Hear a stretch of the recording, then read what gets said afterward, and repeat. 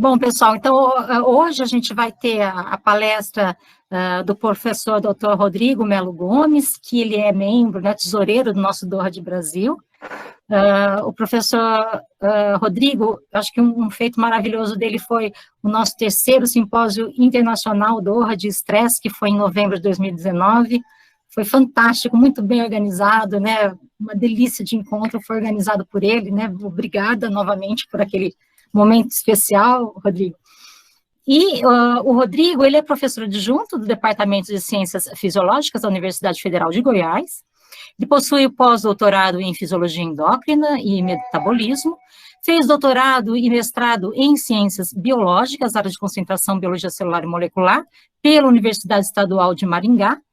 É filhote do Matias, né, gente? Então, já tem uma referência boa aí. Graduado em Educação Física pela Universidade Estadual de Maringá, tem experiência nas áreas de Fisiologia e Bioquímica, e é coordenador de projetos sobre mecanismos fisiopatológicos do diabetes e da obesidade, programação metabólica durante a gestação, lactação e puberdade, e uso de biomoléculas no tratamento do diabetes e suas complicações. Então, muito obrigada, viu, Rodrigo? Fica à vontade. Eu que agradeço, Patrícia, nossa presidente, pela excelente apresentação, abertura, pessoa por quem tenho uma grande admiração e estima, né, assim como todos os colegas do DORD, mas eu confesso que eu tenho um carinho especial pela professora Boé, pela pessoa incrível, né, que ela é. E agradeço pelo elogio referente ao evento, realmente marcou bastante a minha vida, mas quem carregou o piano foram os alunos, né? Sem dúvida, eu tive, óbvio, contribuição de vários professores, o Instituto de Ciências Biológicas nos apoiou, a universidade nos apoiou, a nossa FAP nos apoiou, os amigos da rede DORD nos apoiou. Se não fosse a presença de vocês, né, Patrícia e demais colegas, o evento não teria tido o peso que teve, né? E eu também agradeço muito aos meus alunos, alunos de outros colegas do departamento e do Instituto, que realmente, se não fosse o empenho desses meninos e meninas, o evento não teria acontecido, porque eu não daria conta, né? Dá muito trabalho organizar um evento. Pois bem, então hoje eu vou falar sobre uma janela de programação que eu acho que ainda não foi falado, né?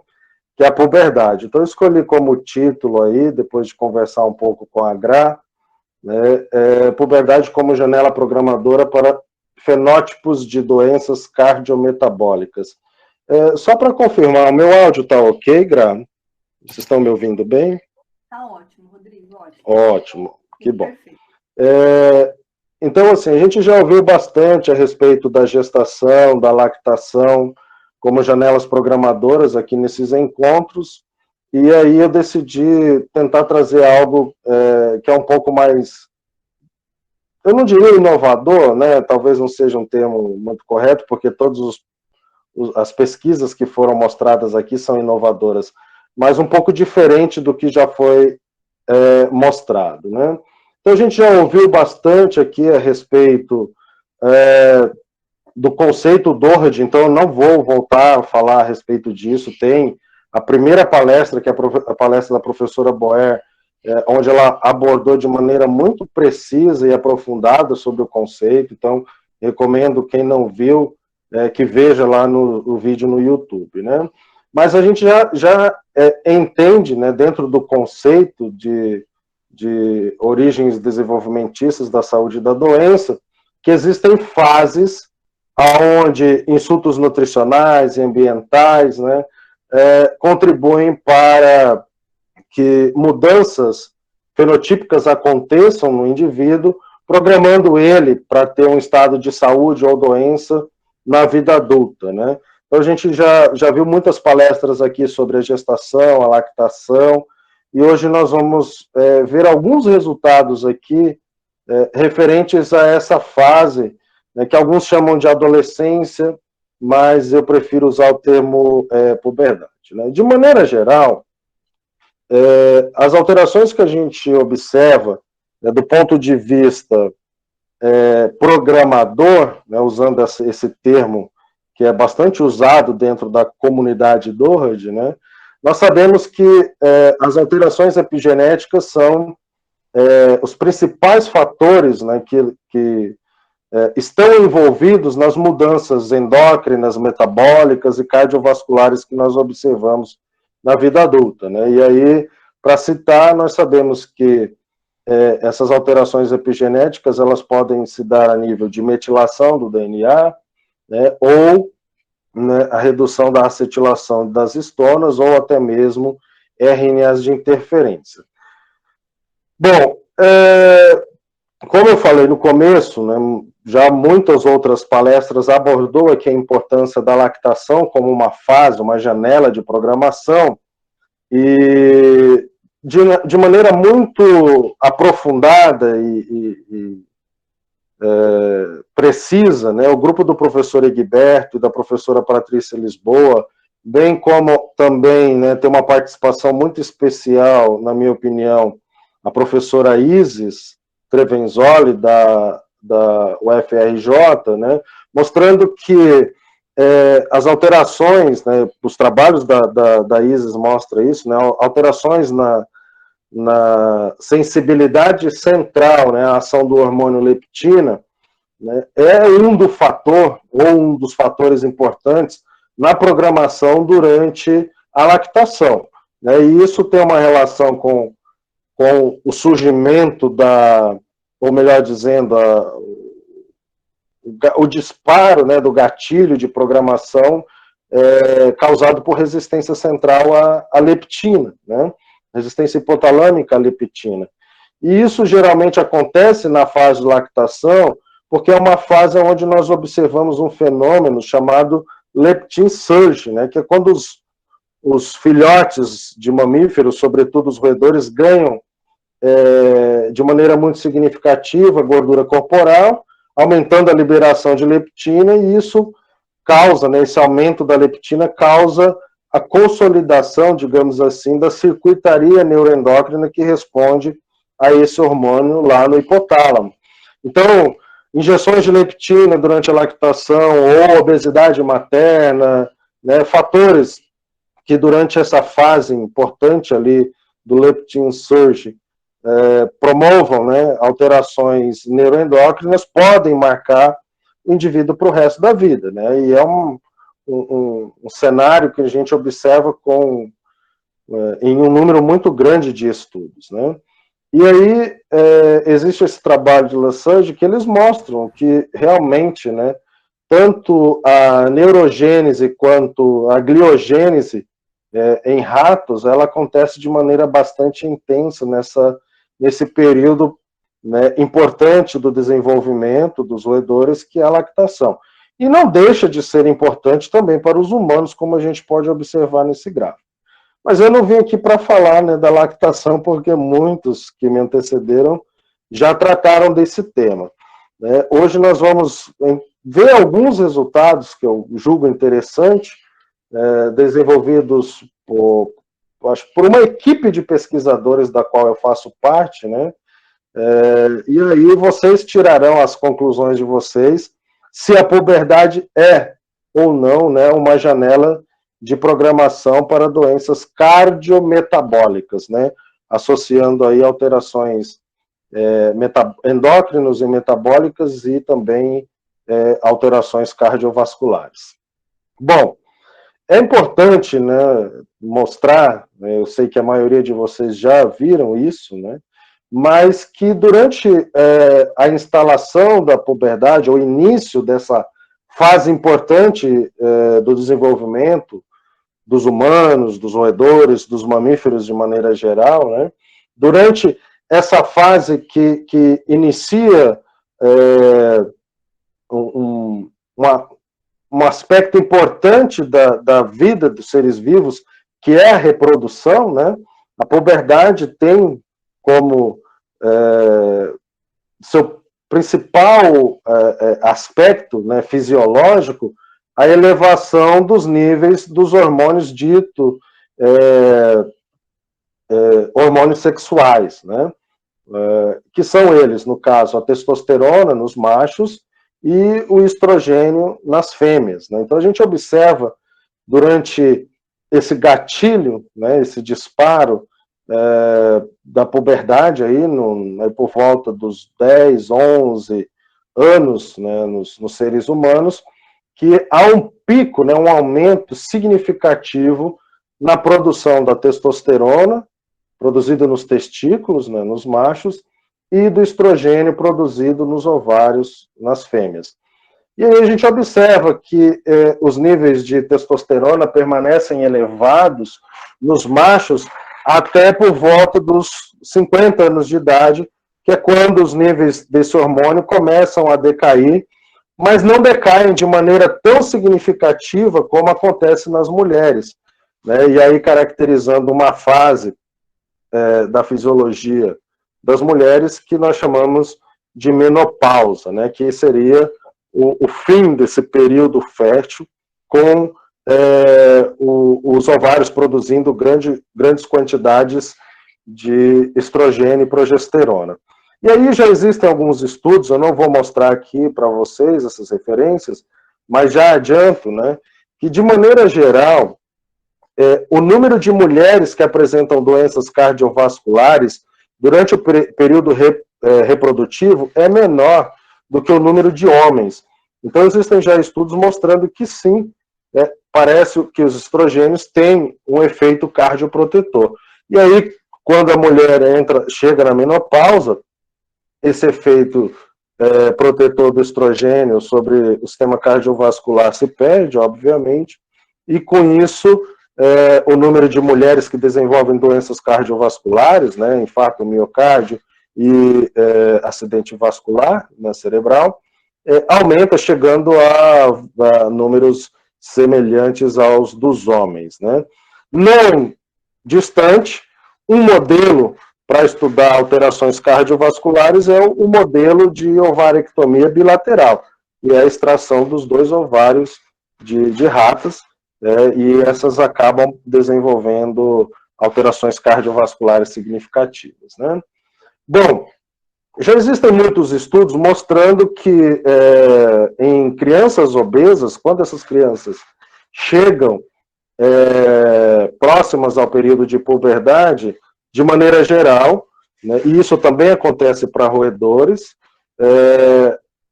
a instalação da puberdade, o início da puberdade, melhor dizendo, acontece precocemente em crianças obesas e em roedores obesos. Inclusive, aqui no laboratório, a gente já teve um projeto onde a gente observou isso, que tanto ratos machos quanto ratas fêmeas, o início da puberdade é precoce em roedores obesos, né? Então, a descida dos testículos, a abertura vaginal, acontece mais precocemente em roedores obesos. Isso também acontece para humanos. Então, existe uma relação importante, né, entre a obesidade e as alterações neuroendócrinas que acontecem em crianças obesas e a instalação da puberdade, né? Mas é importante nós entendermos também se a puberdade por si só, em indivíduos saudáveis, pode ser uma janela de programação. Então, a pergunta que fica é, será que alguma intervenção nutricional, né, a má nutrição, quer seja ela pelo excesso ou pela redução de nutrientes, se ela pode ser um fator programador durante esse período que nós denominamos como puberdade. E já existem estudos que mostram que essa instalação precoce da puberdade está relacionada, obviamente, com a circuitaria neuroendócrina, no hipotálamo, né, no que diz respeito ao início da liberação dos surtos de hormônio, do hormônio liberador de gonadotrofinas, né, que é o hormônio GNzinho RH, o hormônio liberador de gonadotrofinas. E a gente sabe que há o envolvimento dos neurônios que liberam a quispeptina nessa circuitaria neuroendócrina, né? Apesar de não ser o objetivo ou a hipótese central dos nossos estudos, né, acho importante trazermos essas informações aqui nessa palestra, né? E essas palestras, elas têm, creio eu, gerado novos insights para novos projetos de pesquisas aí dessa comunidade do Doha Brasil. Bom, o número de crianças, adolescentes, né, na fase da adolescência, acima do peso aumentou mais de 10 vezes, né, nas últimas 4 décadas. Isso é um aumento significativo, né? 10 vezes é um número muito significante. E aí a gente fica preocupado, será que esse sobrepeso, essa obesidade, a ingestão calórica aumentada, a ingestão de carboidratos, açúcares ou a ingestão de gordura, né, pode ser um fator programador para esses adolescentes, né? Então é uma pergunta importante, né? E de fato já existem trabalhos mostrando que adolescentes obesos têm um risco maior para o desenvolvimento de doenças que envolvem aí tanto o sistema cardiovascular como o sistema endócrino, né, o metabolismo de maneira geral. E a gente observa aí parâmetros como hipertensão arterial, dislipidemia, tolerância à glicose, esteatose hepática em adolescentes. Veja que coisa drástica e cruel, né? Síndrome do ovário policístico, também aparecendo em crianças que estão, em meninas, né, que estão entrando na puberdade, né, entrando na fase reprodutiva de suas vidas. Transtornos psiquiátricos, né, depressão, déficit de atenção, transtornos, né, e isso levando a quadros de depressão, inclusive alguns tipos de cânceres, né?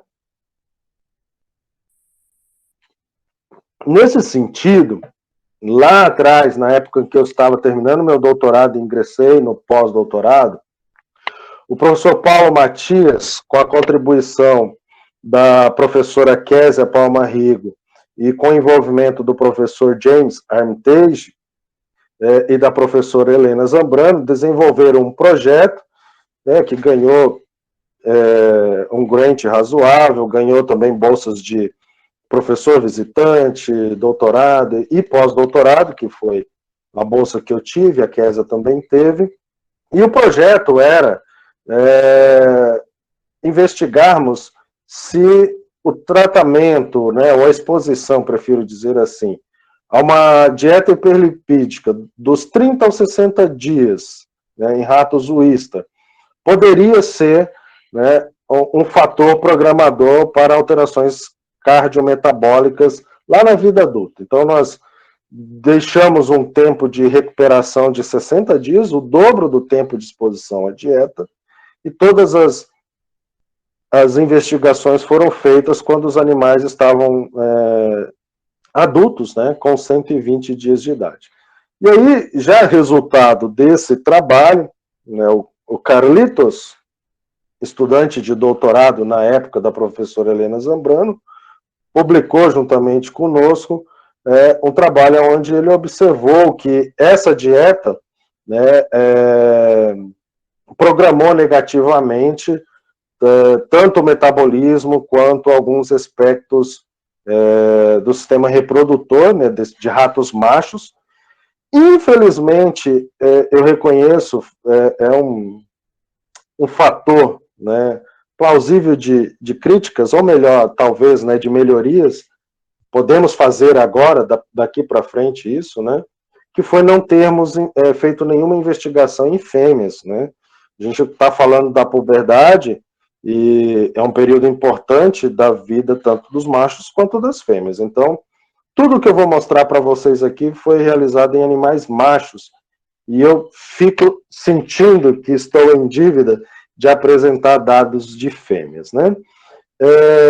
Então, o Carlos mostrou aí nesse trabalho alterações metabólicas e reprodutivas em ratos machos lá na vida adulta, né? Mas nesse contexto, né, simultaneamente, a Késia estava desenvolvendo um trabalho de cardio e um trabalho de endócrino, né? Então, eu vou mostrar aqui alguns resultados referentes a esses trabalhos. O primeiro deles, que é continuação do meu projeto de pós-doutorado, e hoje é mestrado da minha aluna Beatriz, né, é investigar exatamente quais são as alterações metabólicas, né, para além do trabalho do Carlos, que a gente observa nesses animais. Então, nós focamos no fígado e no pâncreas, e fizemos algumas investigações interessantes. Vejam só.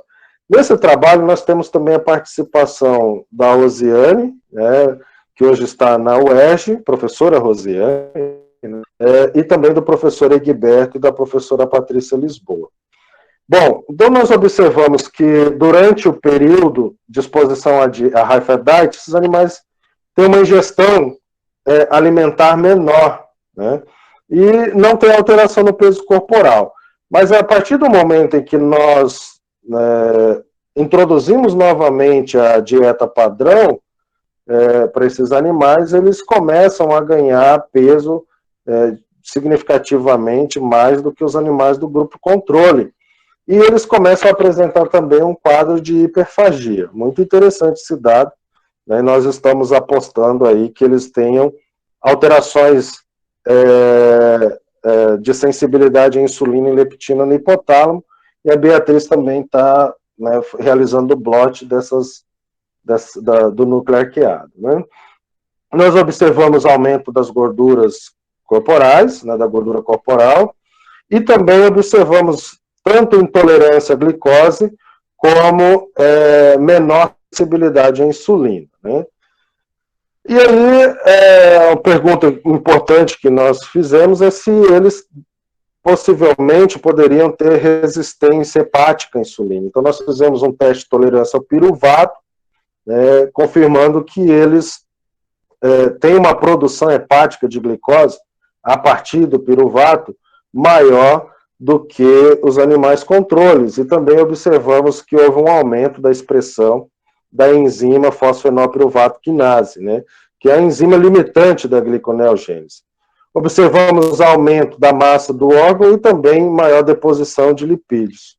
Aumento dos níveis plasmáticos de triglicerídeos e uma maior expressão da enzima FAS, que está relacionada à síntese de lipídios no fígado, né? Então, a gente tem um resumo aí do que está acontecendo nesses animais.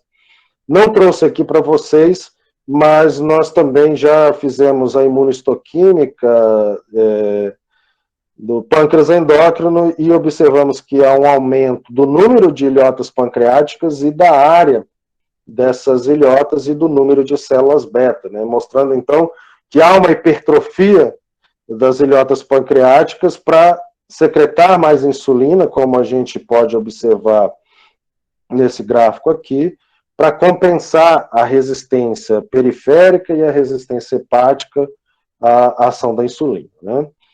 Bom, aí a Késia deu continuidade, então, com os trabalhos da área de cardio desse projeto, com a aluna de mestrado dela, a Mayara, e no mesmo modelo elas observaram que há aumento da pressão arterial sistólica, diastólica, média, sem alteração da frequência cardíaca. Também observaram, como a gente já tinha visto, aumento da glicemia plasmática em jejum e dos triglicerídeos, sem alteração do colesterol total e do HDL, mas com aumento significativo do LDL e do VLDL, né? Elas também observaram, agora em colaboração com a gente, né, os projetos estão caminhando aí em mão dupla, né? Maringá, uma ponte aí entre Maringá e Goiânia.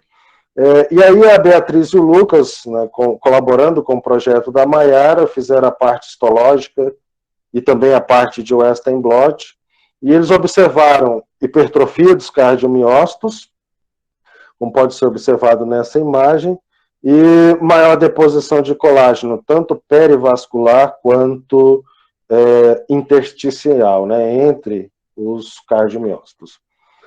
Bom, era interessante saber se o sistema renino-angiotensina poderia estar envolvido, né, como um mecanismo dessas alterações, e a resposta sim, com o aumento da expressão do receptor AT1, que quando sua atividade está aumentada, em desequilíbrio com o receptor AT2 e o receptor MAS, prevalece-se, né, atividades pró-inflamatórias, pró-fibróticas e hipertróficas, né? Então, pode sim, né, ter o sistema renina-angiotensina um papel importante nessas alterações cardíacas, cardiovasculares, melhor dizendo, que foram observadas nesse trabalho. Né? E aí a gente observa também uma diminuição da AKT, que pode estar envolvido aí ou com a resposta à insulina, ou com o próprio sistema renina-angiotensina, ou menor ativação da mTOR, contribuindo talvez para uma maior apoptose desse tecido, né? Mas aí, para responder tudo isso, a gente tem que fazer mais investigações. Apesar do aumento da expressão de AT1 e de fibrose tecidual, a gente não viu alteração na MAP quinase, né, EC, fosfo-ERK, que poderia ser um mecanismo importante para essas alterações morfológicas observadas no coração desses animais. Deixa eu correr que o tempo não para, né? Não vimos alteração na expressão da sódio e da catalase. Por outro lado, nós vimos um aumento na expressão da caspase 3, né? Bom, fechando, o trabalho de cardio está basicamente fechado, né? Ainda tem que ver a opinião da Kes, nós estamos conversando sobre. Nós partimos para um terceiro trabalho, que é o mestrado da minha aluna Larissa. Então, esse trabalho foi desenvolvido aqui, né? E aí investigando alterações morfológicas, funcionais a gente ainda vai ver, né? Não vou mostrar resultados de funcional aqui para vocês, né? Mas a gente tem algumas alterações morfológicas e alguns mecanismos interessantes que estão alterados. Então, de maneira geral, ela observou um aumento, né, na necrose tubular, glomerulosclerose, dilatação tubular, dos túbulos renais, maior deposição de colágeno, né, fazendo aí análises histológicas, e também houve um aumento na expressão, tanto do colágeno 1 quanto do colágeno 3 no órgão, né, no rim. Não houve alteração na expressão da superóxido dismutase, mas houve sim aumento na expressão da catalase, né? E aí, avaliando de maneira mais precisa o estado redox, a gente viu aumento de proteínas carboniladas. Perdão, deixa eu tomar uma água. Aumento de MDA e aumento da quantidade, né, da superóxido dismutase e da catalase no tecido, né, e fazendo a extração do tecido e avaliando esses parâmetros. Também houve aumento na expressão da citocina pró-inflamatória L6 e do TNF-alfa, né, nós ainda estamos aí correndo para fazer a interleucina 1-beta e a interleucina 10, né. Bom, até aqui eu mostrei para vocês alguns resultados que são de trabalhos com a dieta hiperlipídica, ou seja, falando de má nutrição, seria um estado de aumento da ingestão calórica, né? Apesar dos animais terem ingerido menos ração durante o período de exposição à dieta hiperlipídica, depois, né, o pós-tratamento, o período de recover, né, de recuperação, eles apresentaram hiperfagia, né? Então, essa má nutrição para o excesso, a gente viu que sim, programa esses animais durante essa fase, também agora podemos dizer, importante do desenvolvimento do sistema cardiovascular e do sistema neuroendócrino, né? Mas a má nutrição, ela não é caracterizada só pelo excesso, né? Ela também pode ser caracterizada pelo balanço negativo, né, da ingestão calórico-alimentar. E aí isso geraria um quadro de desnutrição, né? E não à toa, né, hoje o Brasil passa dos 10 milhões de pessoas que estão na linha da pobreza e entraram no cenário que nós chamamos de mapa da fome.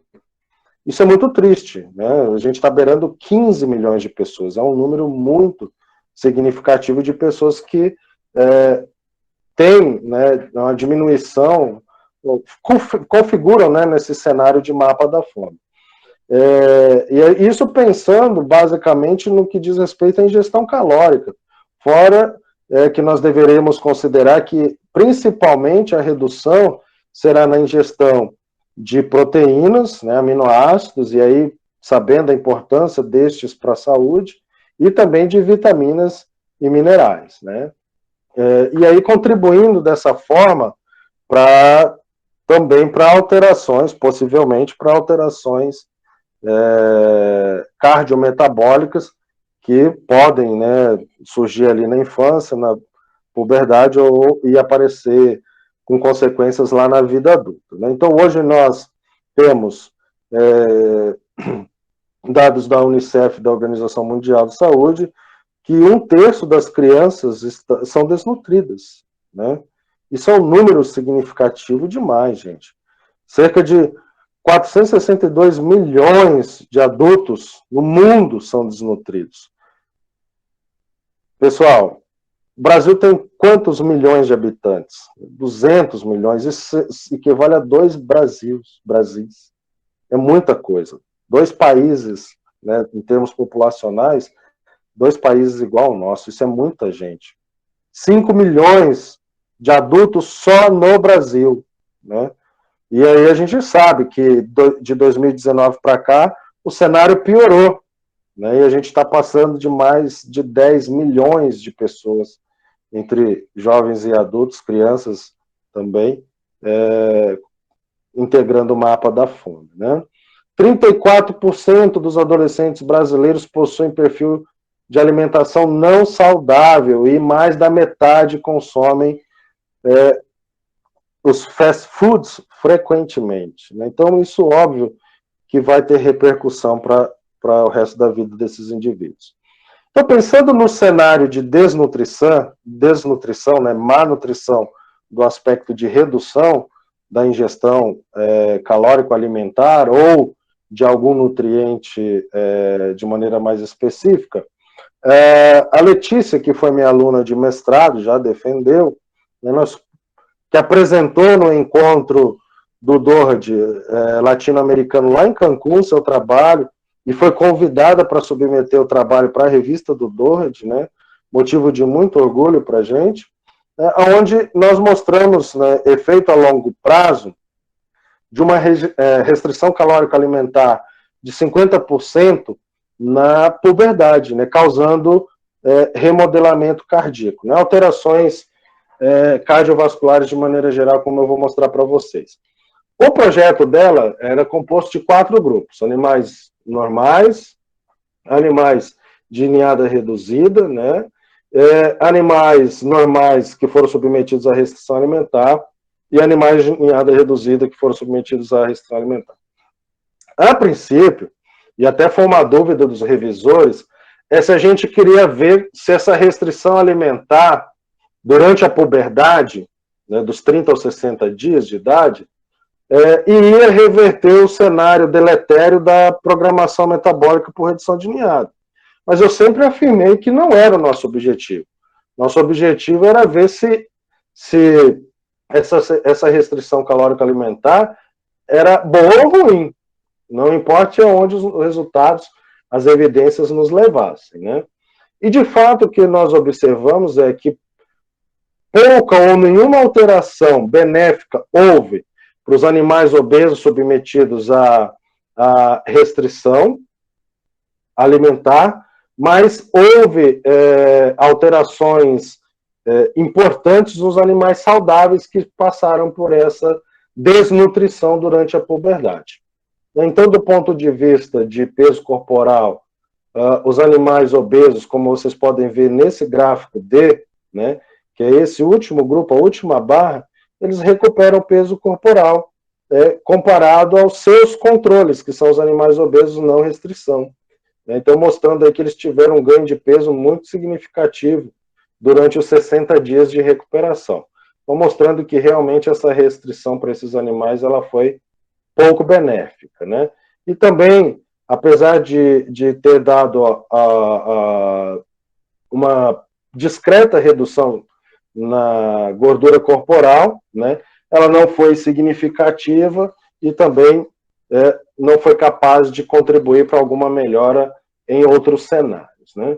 E aí eu vou agora passar para os resultados que eu acho mais interessante, né, desse trabalho, que é realmente o que a gente evidenciou nos animais normais, né, do grupo não obeso, que passaram por restrição alimentar. Esses animais desenvolveram um remodelamento cardíaco muito significativo, com hipertrofia dos cardiomiócitos, maior deposição de colágeno intersticial e perivascular. Então, veja, a restrição calórica alimentar durante a puberdade programou esses animais para essas alterações cardíacas.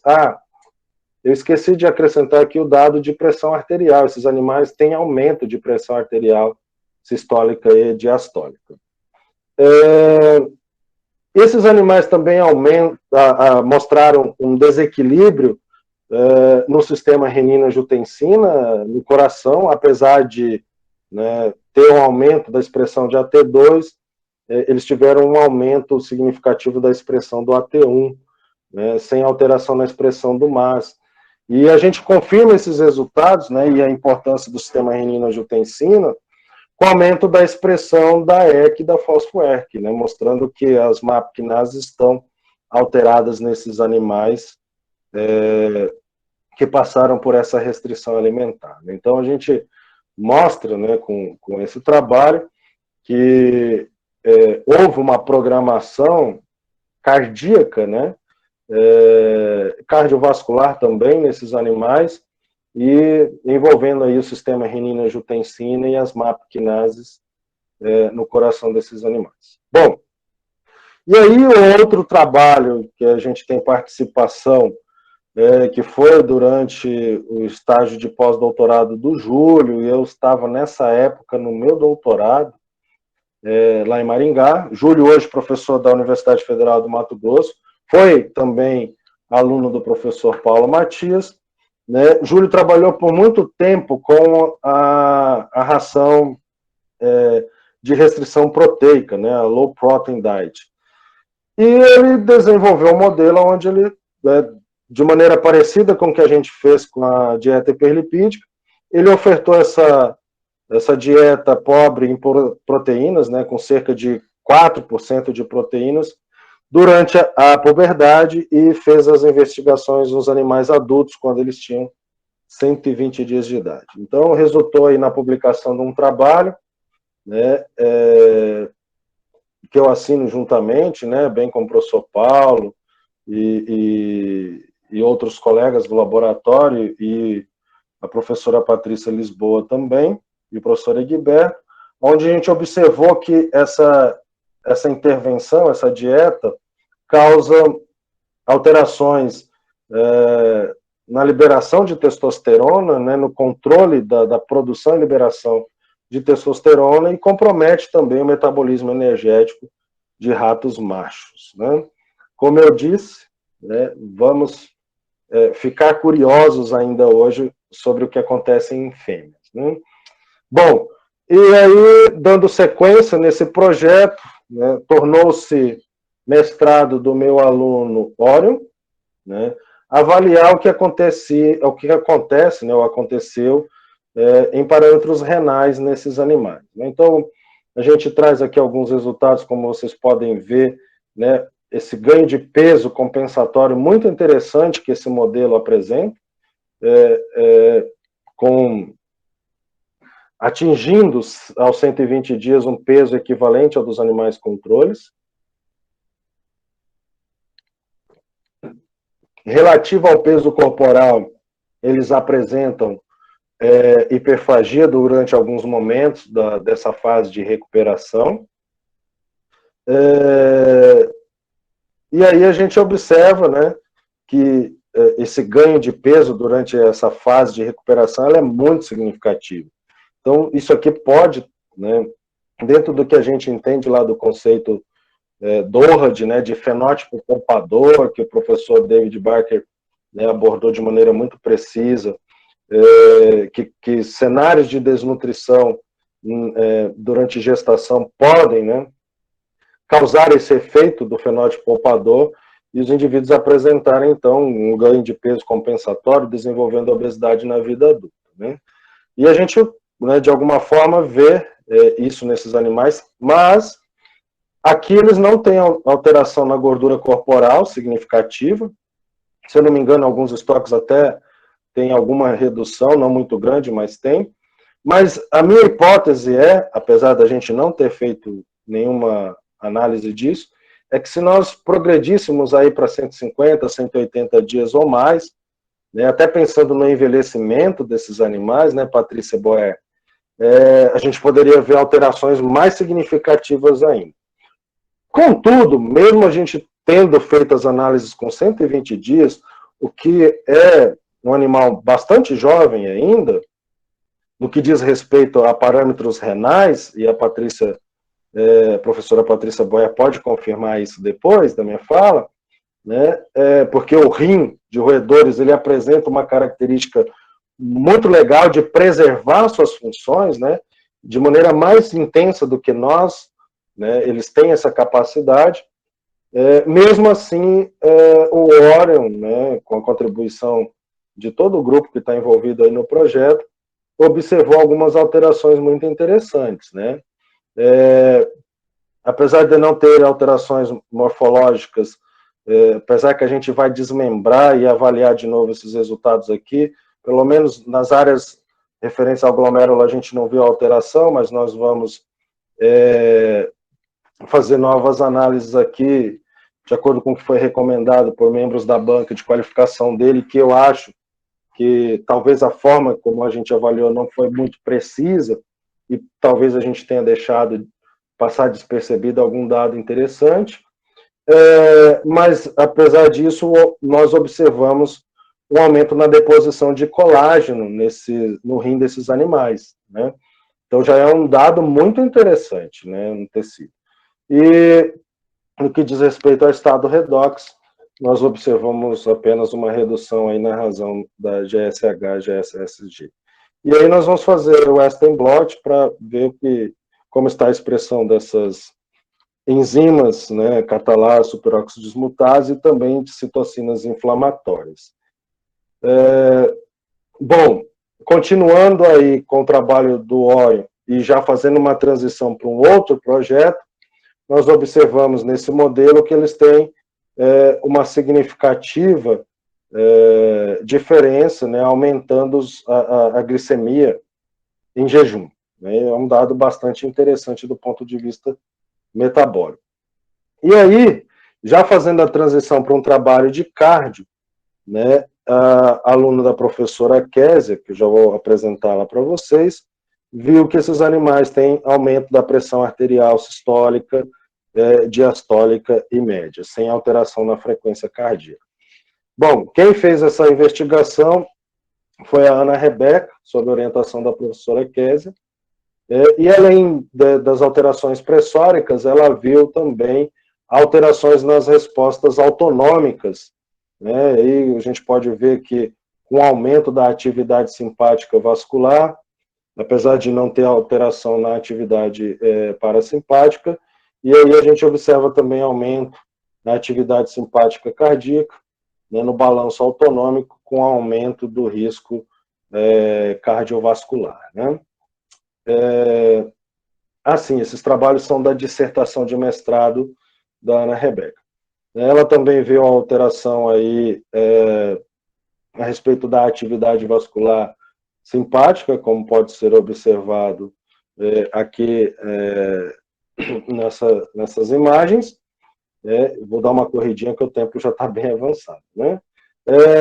Também viu ali aumento, né, de proteínas carboniladas, diminuição, perdão, de proteínas carboniladas, porém houve uma diminuição na catalase, né? Então a gente também pretende aí fazer o blot para as enzimas envolvidas no estado redox e também citocinas inflamatórias e ver qual via está envolvida nesses dados que eu apresento agora, que foi aumento da fibrose intersticial, mesmo não tendo aumento da fibrose perivascular e com a hipertrofia do cardiomiócito. Então, são parâmetros de alterações cardíacas que pode ter uma relação com aumento compensatória devido ao aumento da pressão arterial, que pode estar relacionado com a maior resistência periférica, né, vascular periférica, e exigindo mais do coração, e por conta disso, ele apresentar esse remodelamento, né? Bom, pessoal, eu espero ter aqui, nesses minutos que nós tivemos juntos, mostrado alguns resultados interessantes aí, né, que eu acho que a gente consegue confirmar, sim, a puberdade como uma janela de programação metabólica. Eu quero agradecer imensamente a colaboração com todos os colegas de outras instituições que a gente tem consolidado de maneira bastante intensa nos últimos anos, né? Eu não posso deixar de citar o professor Paulo Matias, a professora Kézia, os dois lá de Maringá, a professora Egberta, a professora Patrícia e a professora Rosiane, né, com quem a gente já tem parcerias aí, que já resultaram em papers, e que está aí com uma perspectiva muito legal, tanto desses trabalhos que eu mostrei, quanto de outros, né, que eu não mostrei porque não são relacionados com a puberdade.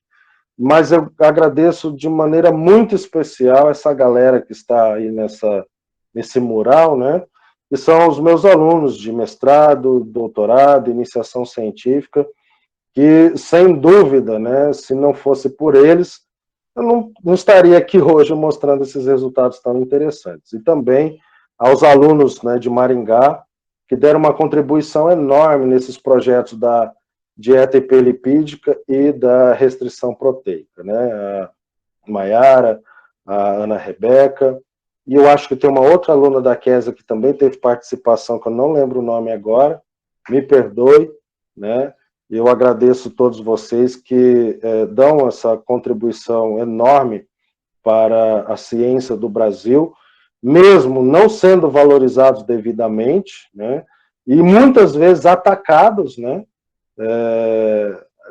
apesar de ainda não ter reconhecimento, ainda são atacados,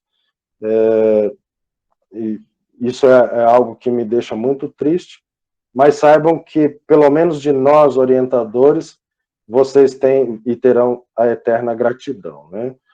E deixo aí o meu contato para aqueles que quiserem trocar alguma figurinha, eu estarei sempre à disposição. Obrigado pela atenção de vocês. Muito bom, Rodrigo. Que resultados lindos. Gosto muito desse projeto do Low Protein. Tenho até é verdade. Para conversar sobre isso.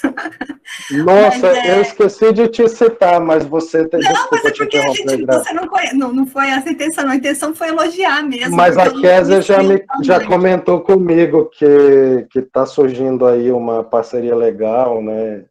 Da gente ver a questão vascular, né? Legal. Mas parabéns, feliz. Rodrigo, resultados lindos, que palestra bacana, assim, muito obrigada, viu? E agora a gente já tem algumas pessoas inscritas aqui, conversando com você, deixei o chat de lado, né? Deixa eu ver aqui.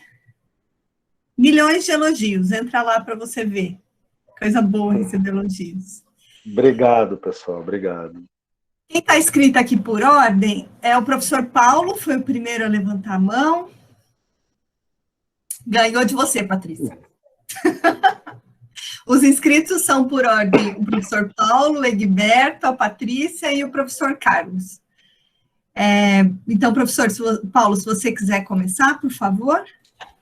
Bom, eu vi aqui a manifestação da nossa presidenta e não fica chateada, não. Agora eu não vou falar. Eu não vou falar de rim, não, mas... Vocês estão sempre juntinhos, vocês estão sempre conversando, deixa ele para nós um pouco, né? Não, eu queria elogiar, né? É um corolário já meio viciado, né? De elogiar o Rodrigo pelo trabalho dele, né? É um jovem pesquisador que já tem uma autonomia científica e uma independência muito grande. Se bem que eu estou participando de alguns artigos dele, mas não de todos, né? Mas isso mostra a independência dele e tal, né? Agora, nesse projeto seu, Rodrigo, eu gostaria de falar duas coisas. A primeira é que nós começamos, junto com o laboratório do professor Egberto, no Rio de Janeiro, no início dos anos 2010, esse projeto, quer dizer, esse olhar, até você é autor também, de acho que 2 artigos, esse olhar na adolescência. Quer dizer, o Barker, né, e a maior galera aí, a maior parte da galera trabalhou na construção da programação metabólica, ou cardiometabólica, melhor dizendo, mas fetal. Quer dizer, toda a base, né, da criação aí, do mérito do professor Barker, né, lá do pessoal de Southampton,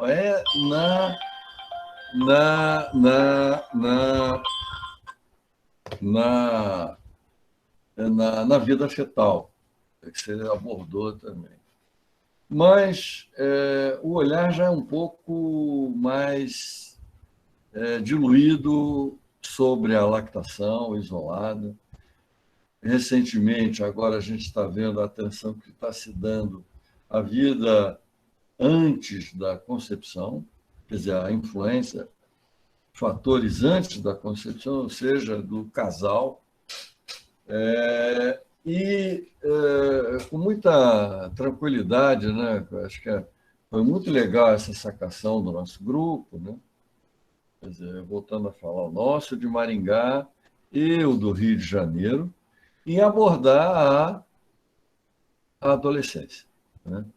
Então, os primeiros trabalhos mostraram que o LP ele conduzia durante a proteína, quer dizer, a redução de proteína, né, a redução drástica durante a lactação, como você mostrou, há alterações metabólicas assim profundas no animal adulto.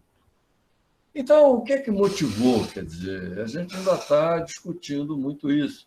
É que durante a adolescência, o sistema nervoso central e alguns órgãos periféricos, eles ainda estão amadurecendo.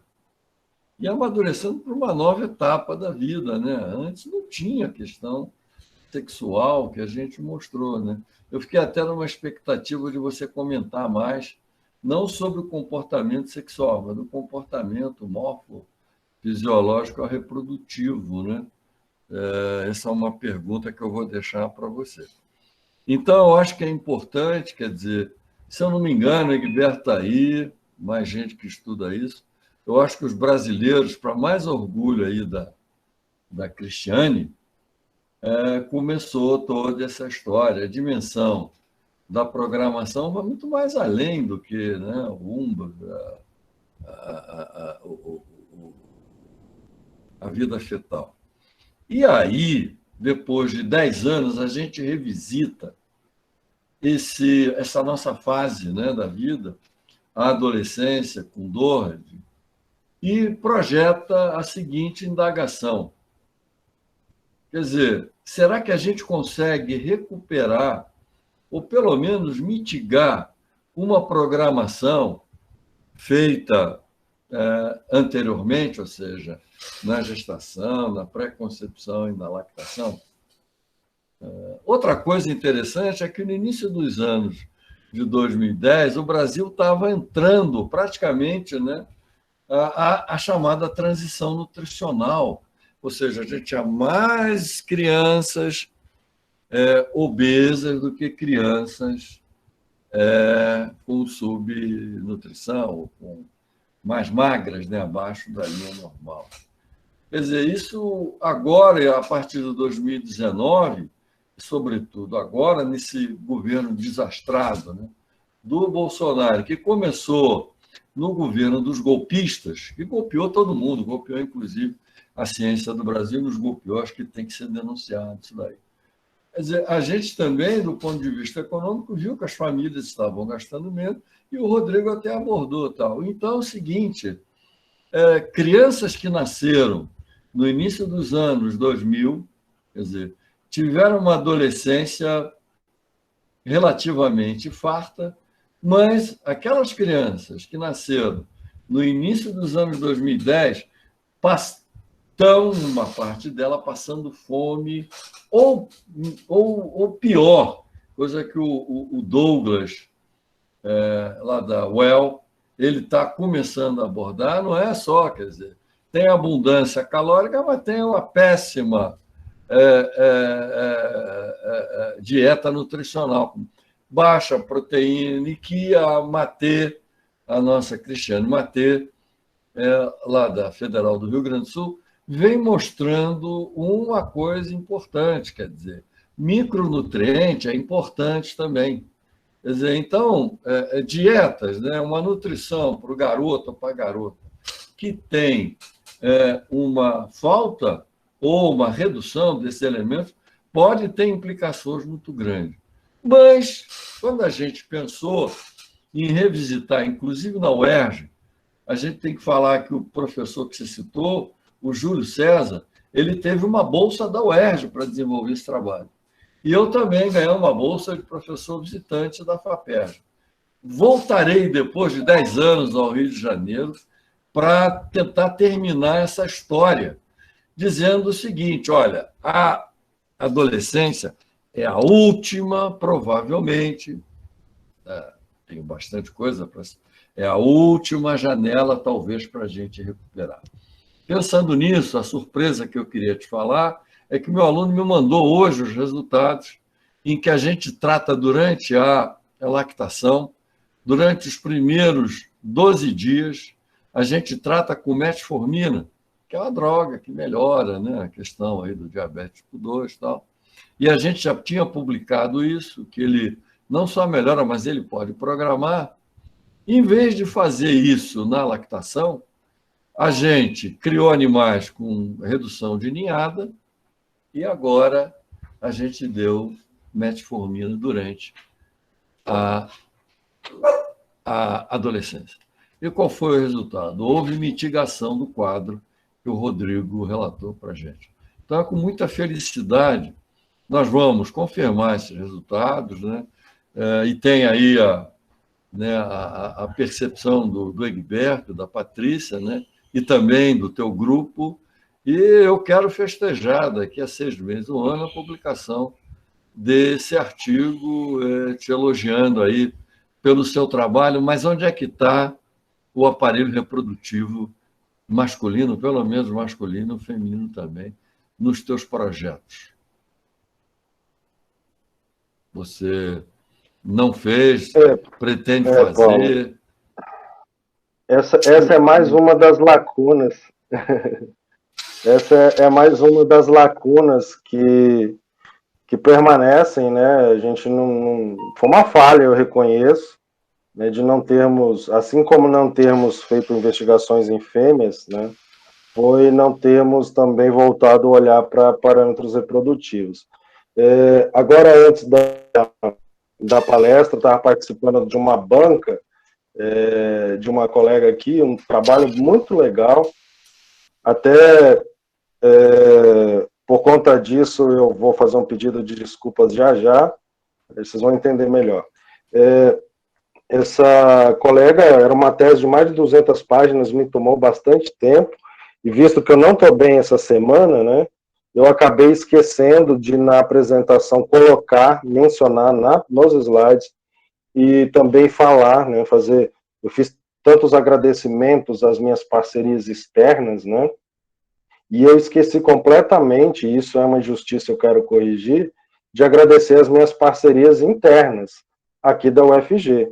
Né, os meus colegas de departamento e outros colegas do Instituto, né, de outros departamentos, que me acolheram quando eu cheguei aqui em 2016, né, o mês que vem vai fazer 5 anos, ainda vai demorar para eu ser associado, os professores entendem o que eu quero dizer com isso, né?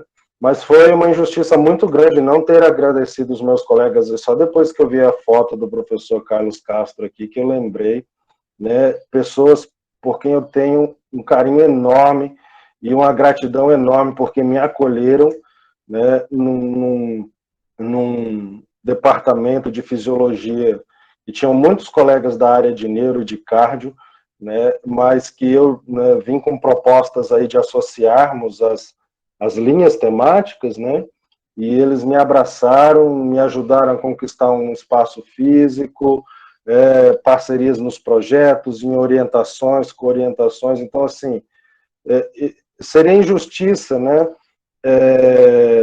eu citar um por um, porque eu poderia ser injusto, mas, assim, tem aquelas pessoas que a contribuição é maior, então merece, né? Então, assim, professor Carlos Castro, professor Gustavo, o professor Xavier, né, são pessoas do departamento que realmente me ajudaram e ajudam muito ainda, entendeu? Então, assim, eu não poderia deixar isso passar em branco, né? Então, faço aí esse agradecimento. E aí, Paulo, voltando ao que eu estava falando, na tese, a garota fez o seguinte, ela tratou camundongos com...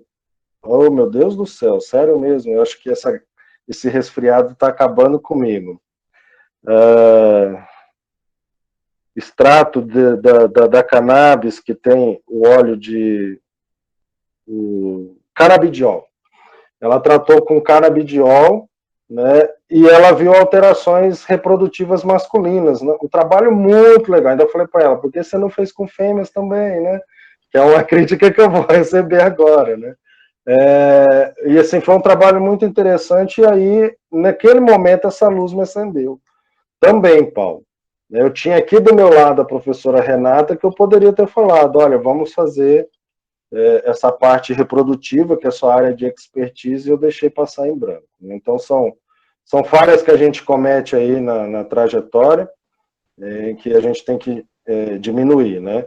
E mais do que nunca, eu acho que parceria se torna fundamental por conta da escassez de recursos que nós estamos vivendo atualmente, né? Então, eu principalmente, se não for através de parcerias, não teria como sobreviver cientificamente, né? Então, por isso eu sou tão grato aí a todos vocês, externos e internos, né, colegas da UFG e de outras instituições, que compraram as ideias minhas e dos meus alunos, e aí hoje a gente tem alguns resultados aí legais para apresentar, por conta disso, né?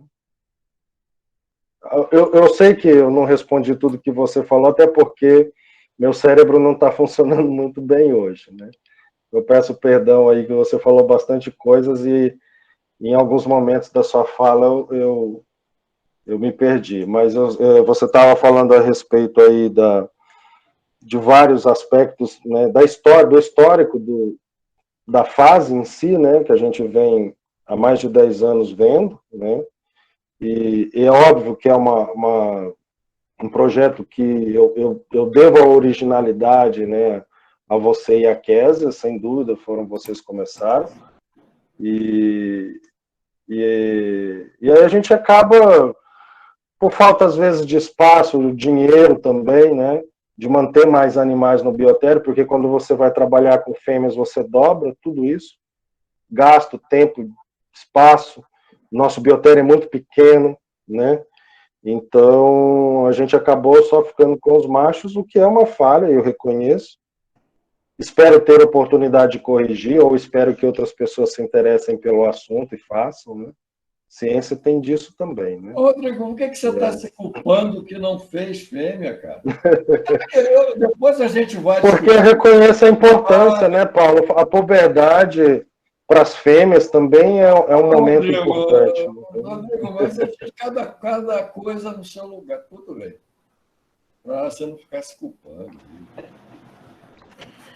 Rodrigo, agora quem está inscrito é o Egberto.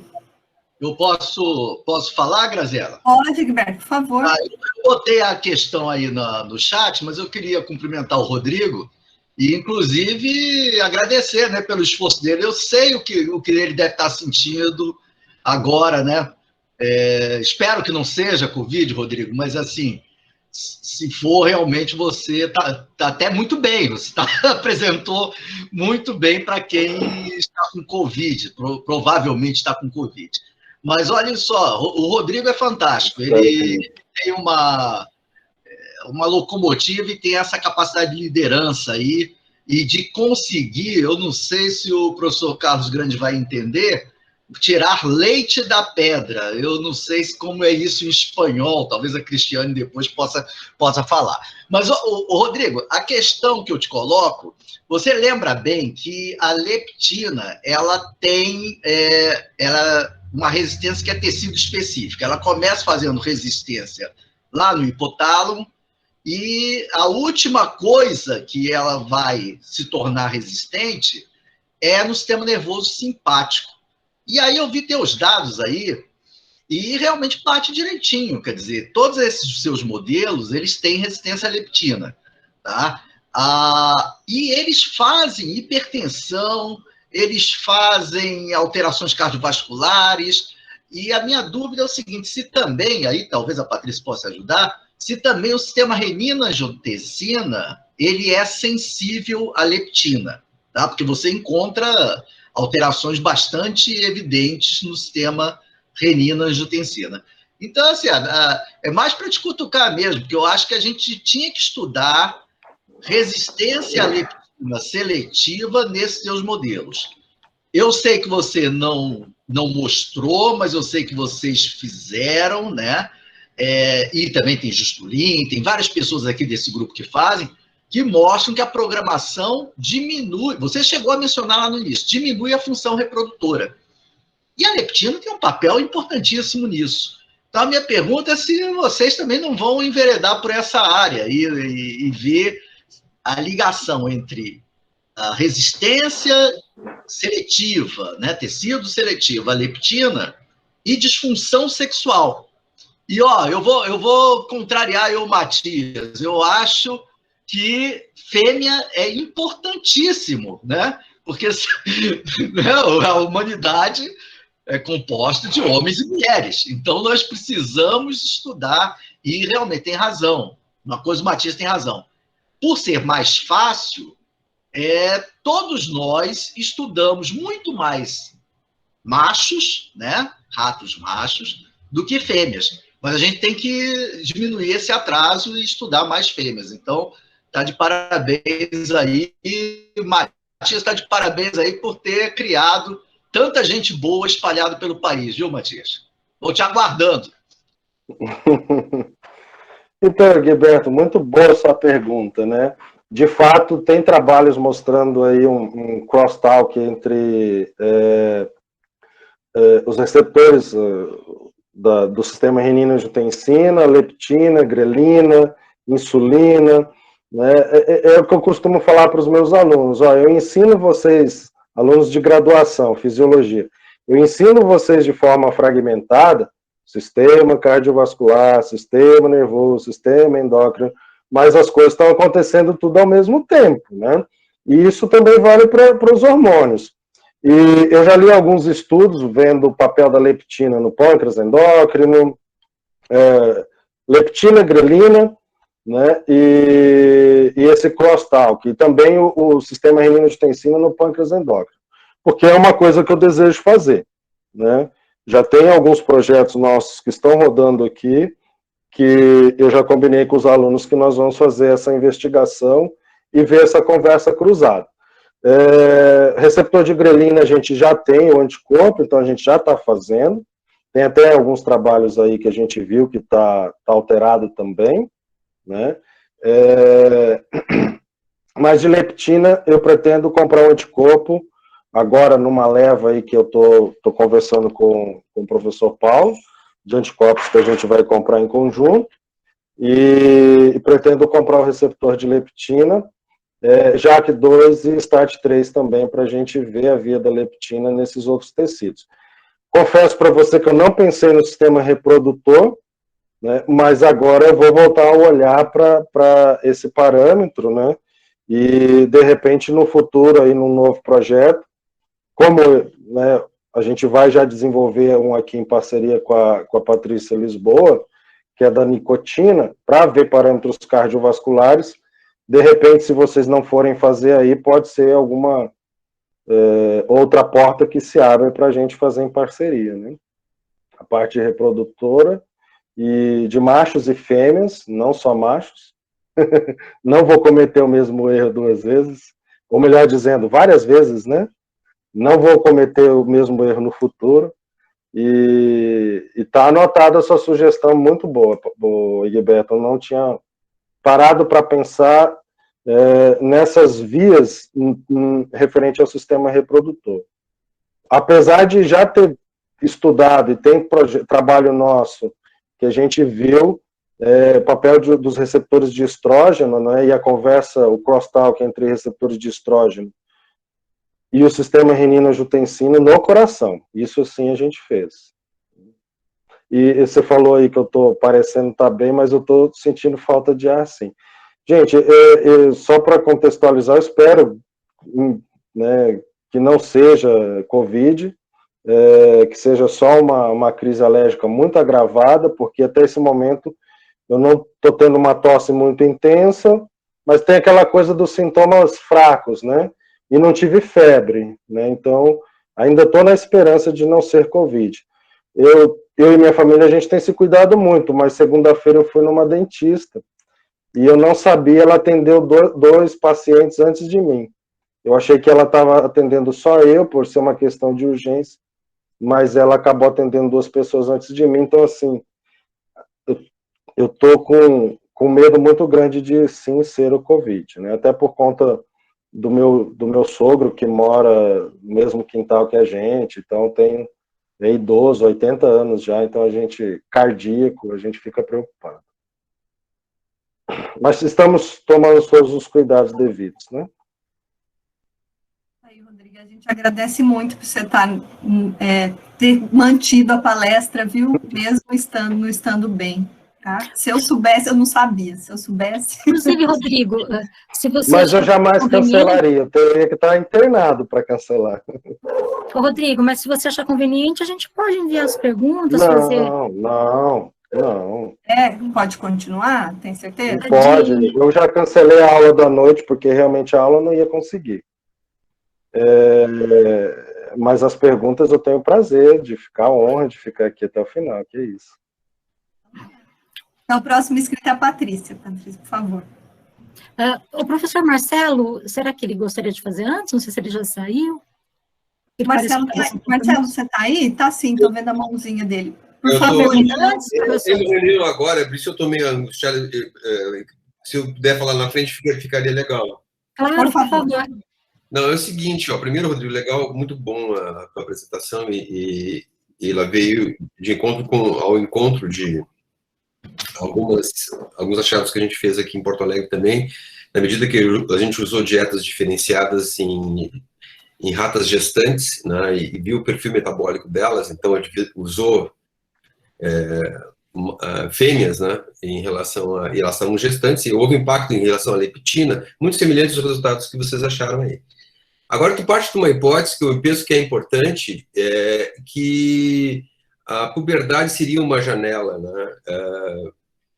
E eu penso assim, esse processo de crescimento e desenvolvimento humano, nesse caso, ou de ratos, seja lá, ou de mamíferos, nos humanos, ele tem três momentos muito característicos, né? O primeiro momento intrauterino, de crescimento muito rápido, e tu tem um tratado metabólico distinto.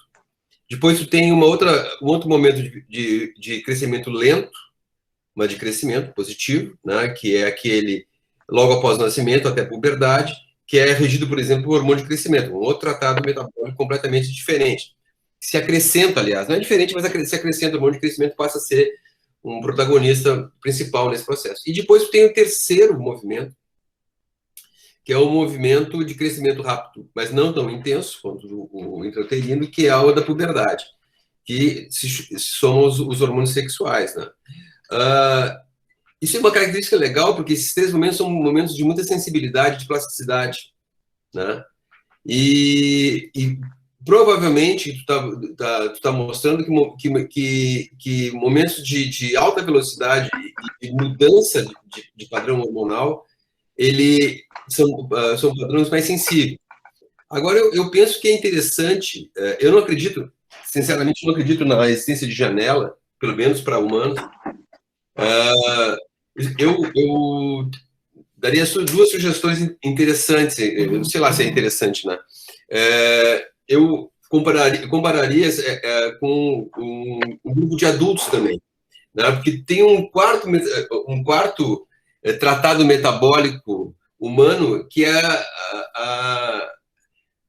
o silenciamento lento de todos esses processos hormonais. Existe uma queda importante da concentração de hormônio de crescimento depois da puberdade, que se prolonga ao longo da vida, né, e desaparece durante a senescência, né, a senilidade. E essa mudança permanente ao longo desse perfil hormonal, ele também serviria, por exemplo, como uma referência para tu estabelecer que a puberdade ela é realmente mais sensível ou não, né? Tu não me convenceu, por exemplo, que a puberdade é uma janela, né? Acontece coisas alterações metabólicas quando são estressados os ratos do ponto de vista nutricional. Mas isso aí poderia acontecer em outro momento. Seria diferente, por exemplo, em ratos adultos e em adultos. O que se sabe, por exemplo, é que humanos adultos, submetidos à redução de estresse alimentar e à redução de estresse social, eles melhoram o seu padrão metabólico, melhoram muito o padrão metabólico, inclusive com reversão de quadros que se diziam permanentes, né? Portanto, eu penso que há coisas a serem prolongadas em relação a essa tua hipótese, me parece interessante. Uma vez que tu colocar essas outras variáveis em jogo, aí pode fechar um conceito mais amplo, né? E trabalhar com esses intervalos de alteração metabólica, hormonal, né? Que poderiam dar a esse processo de plasticidade uma característica peculiar. Era fundamentalmente essa a minha colocação. Eu concordo, professor Marcelo, e afirmo, eu também acho que é cedo para tirar, né, conclusões definitivas, e acho que, de fato, na ciência a gente nem deve fazer isso, né, porque a ciência ela é muito dinâmica, né, e às vezes a gente acaba, no futuro, conseguindo demonstrar que algo que era, né, uma definição, né, clássica, né, e jamais questionável, ela pode vir a ser questionada, né, e comprovar que não era bem aquilo. Ainda é cedo, sim, para bater o martelo nessa questão de janela, né, mas, assim, a nossa afirmação, nossa perspectiva de enxergar a puberdade como uma fase do desenvolvimento, que pode ser uma janela, pode ser, né, ainda estamos trabalhando com hipótese, como você disse, essas perturbações hormonais que são muito significativas para o desenvolvimento, o crescimento, como você citou muito bem, eu queria ter colocado na apresentação, mas não daria tempo. Por exemplo, o coração aumenta drasticamente de massa durante a puberdade, por conta do aumento da massa corporal, né, o crescimento, e ele precisa compensar tudo isso para continuar mantendo o fluxo sanguíneo, né? O órgão aumenta significativamente de tamanho, fígado, outros tecidos. Então, é óbvio que esses órgãos que estão passando por essas mudanças fisiológicas e morfológicas vão ser mais sensíveis, né? Aí a nossa hipótese é que durante essa fase, esses insultos nutricionais possam marcar epigeneticamente de maneira definitiva, mas que pode ser desprogramada, digamos assim, na vida adulta, como você falou muito bem. Pode ser que um anti-estresse na vida adulta, né, por exemplo, o exercício físico, ou um estresse benéfico, digamos assim, poderia reverter essa situação. Um tratamento com algum antioxidante, né, ou a metformina, como o Paulo citou, poderia ser um fator de reverter essas alterações epigenéticas, né? Esse fenótipo que esses animais apresentam, né? Esse fenótipo, muito provavelmente, apesar da gente ficar ainda na esfera fenomenológica da coisa, né? Mas muito provavelmente esses fenótipos sejam decorrentes de alterações epigenéticas, que eu adoraria demonstrar, né? Mas ainda não nos é possível, infelizmente. Obrigado, Rodrigo. Paty, você quer fazer sua pergunta? Eu quero. Quero primeiro elogiar. Muito bonito, Rodrigo, essa apresentação, esse monte de resultados que você tem, maravilhoso. E eu gosto quando o Paulo fala jovem, e ele é jovem mesmo, né? Isso dá uma alegria na gente, né? Saber que tem um jovem tão competente, assim, produzindo tanto, né? Muito bonito, todos os seus resultados, esse conjunto todo que você colocou. E você é tão louco quanto eu, né? De pegar outros órgãos, né? Que a gente não é especialista naquele órgão, e daí fala, vou ver isso aqui também, né? Você pega o coração e faz fígado. Eu também faço isso, amigo, eu também faço isso. Depois, gente, quem eu vou procurar para ver isso? E ainda querem que você faça o reprodutor, né? É assim. Né? E ficar dando trabalho para o coleguinha é fácil, né? Quero ver fazer. Bom, e eu concordo que as fêmeas são super importantes, mas realmente é difícil você ter um grupo e aí você duplicar tudo. Né, de animais, de anticorpos, de experimentos, é muito difícil mesmo você fazer machos e fêmeas, é tudo duplicado, né, sai bastante caro, né, e, olha lá, olha aqui que esse que está fazendo isso aqui, olha lá, ele quer falar, ele está nervoso. Bom, aí, não vai falar, aí o que acontece? Bom, falando da leptina, né, a leptina e a insulina estão muito relacionadas, eu tenho demonstrações de que a hipertensão gerada pela angiotensina, né, sistema renina-angiotensina aldosterona, ela está muito relacionada com a dieta hiperlipídica e com a leptina, alterações que ocorrem no sistema nervoso central, tanto na lâmina terminal quanto nos núcleos periventriculares. A gente tem alteração, e é via leptina e dieta hiperlipídica, né, que a gente tem alteração, e também dos mediadores de inflamação, também estão relacionados, né, eles estão envolvidos na hipertensão por alterações do sistema renina-angiotensina aldosterona, né, então isso já é bem discutido, bem demonstrado isso. Então, e eu achei muito legal você ver, vocês viram alteração, aumento da atividade simpática, né, Rodrigo? Isso foi um resultado da Ana, né? Mas, assim, especificamente para o sistema cardiovascular, mais direcionado para o sistema cardiovascular. E a gente vê também... Talvez lá para o tecido adiposo marrom a gente possa ver coisas diferentes, né? Mas no rim a gente vê isso também. Quando a gente faz uma transformação, aumenta, né, a atividade simpática. E isso auxilia muito na perda, né, da capacidade renal. De reabsorção, né, e de aumento de pressão também. E outra coisa que agora o professor falando, eu estava pensando, será que esse crescimento que você tem depois, sabe, que ganha peso rapidamente, será que ele pode ser considerado um catch-up? Que daí traz mais consequências metabólicas, né? Já discuti bastante isso aí com o Egberto, a minha interpretação é que sim. Né? Esse ganho de peso compensatório, né, seria um catch-up. Mas eu já discuti muito com o Egberto, acho que aqui nas nossas reuniões mesmo, sobre o que é catch-up, né, a definição correta, acho que, não sei se você lembra. E aí, assim, eu até por conta desse resultado que eu tinha essa indagação. Não, é rápido, né, gente? É muito rápido. Nossa, ele retorna, né? A curva é bem acentuada, né? E eu acho que isso também traz problemas, porque ele ficou um bom tempo com aquela dieta, de repente você muda, né? Aquilo lá deve dar algum problema. E eu vi realmente várias alterações renais quando eu fiz restrição proteica, e depois eu dei na adolescência dieta hiperlipídica. E aí eu vi muita alteração renal também, e tem sempre o controle, e no controle eu já via que a dieta hiperlipídica durante a adolescência, só ela já dá complicações renais, né? Fico muito feliz de estar vendo parte renal Com certeza já te falaram sobre as medidas de você medir separadamente os glomérulos justamedulares dos corticais externos, né?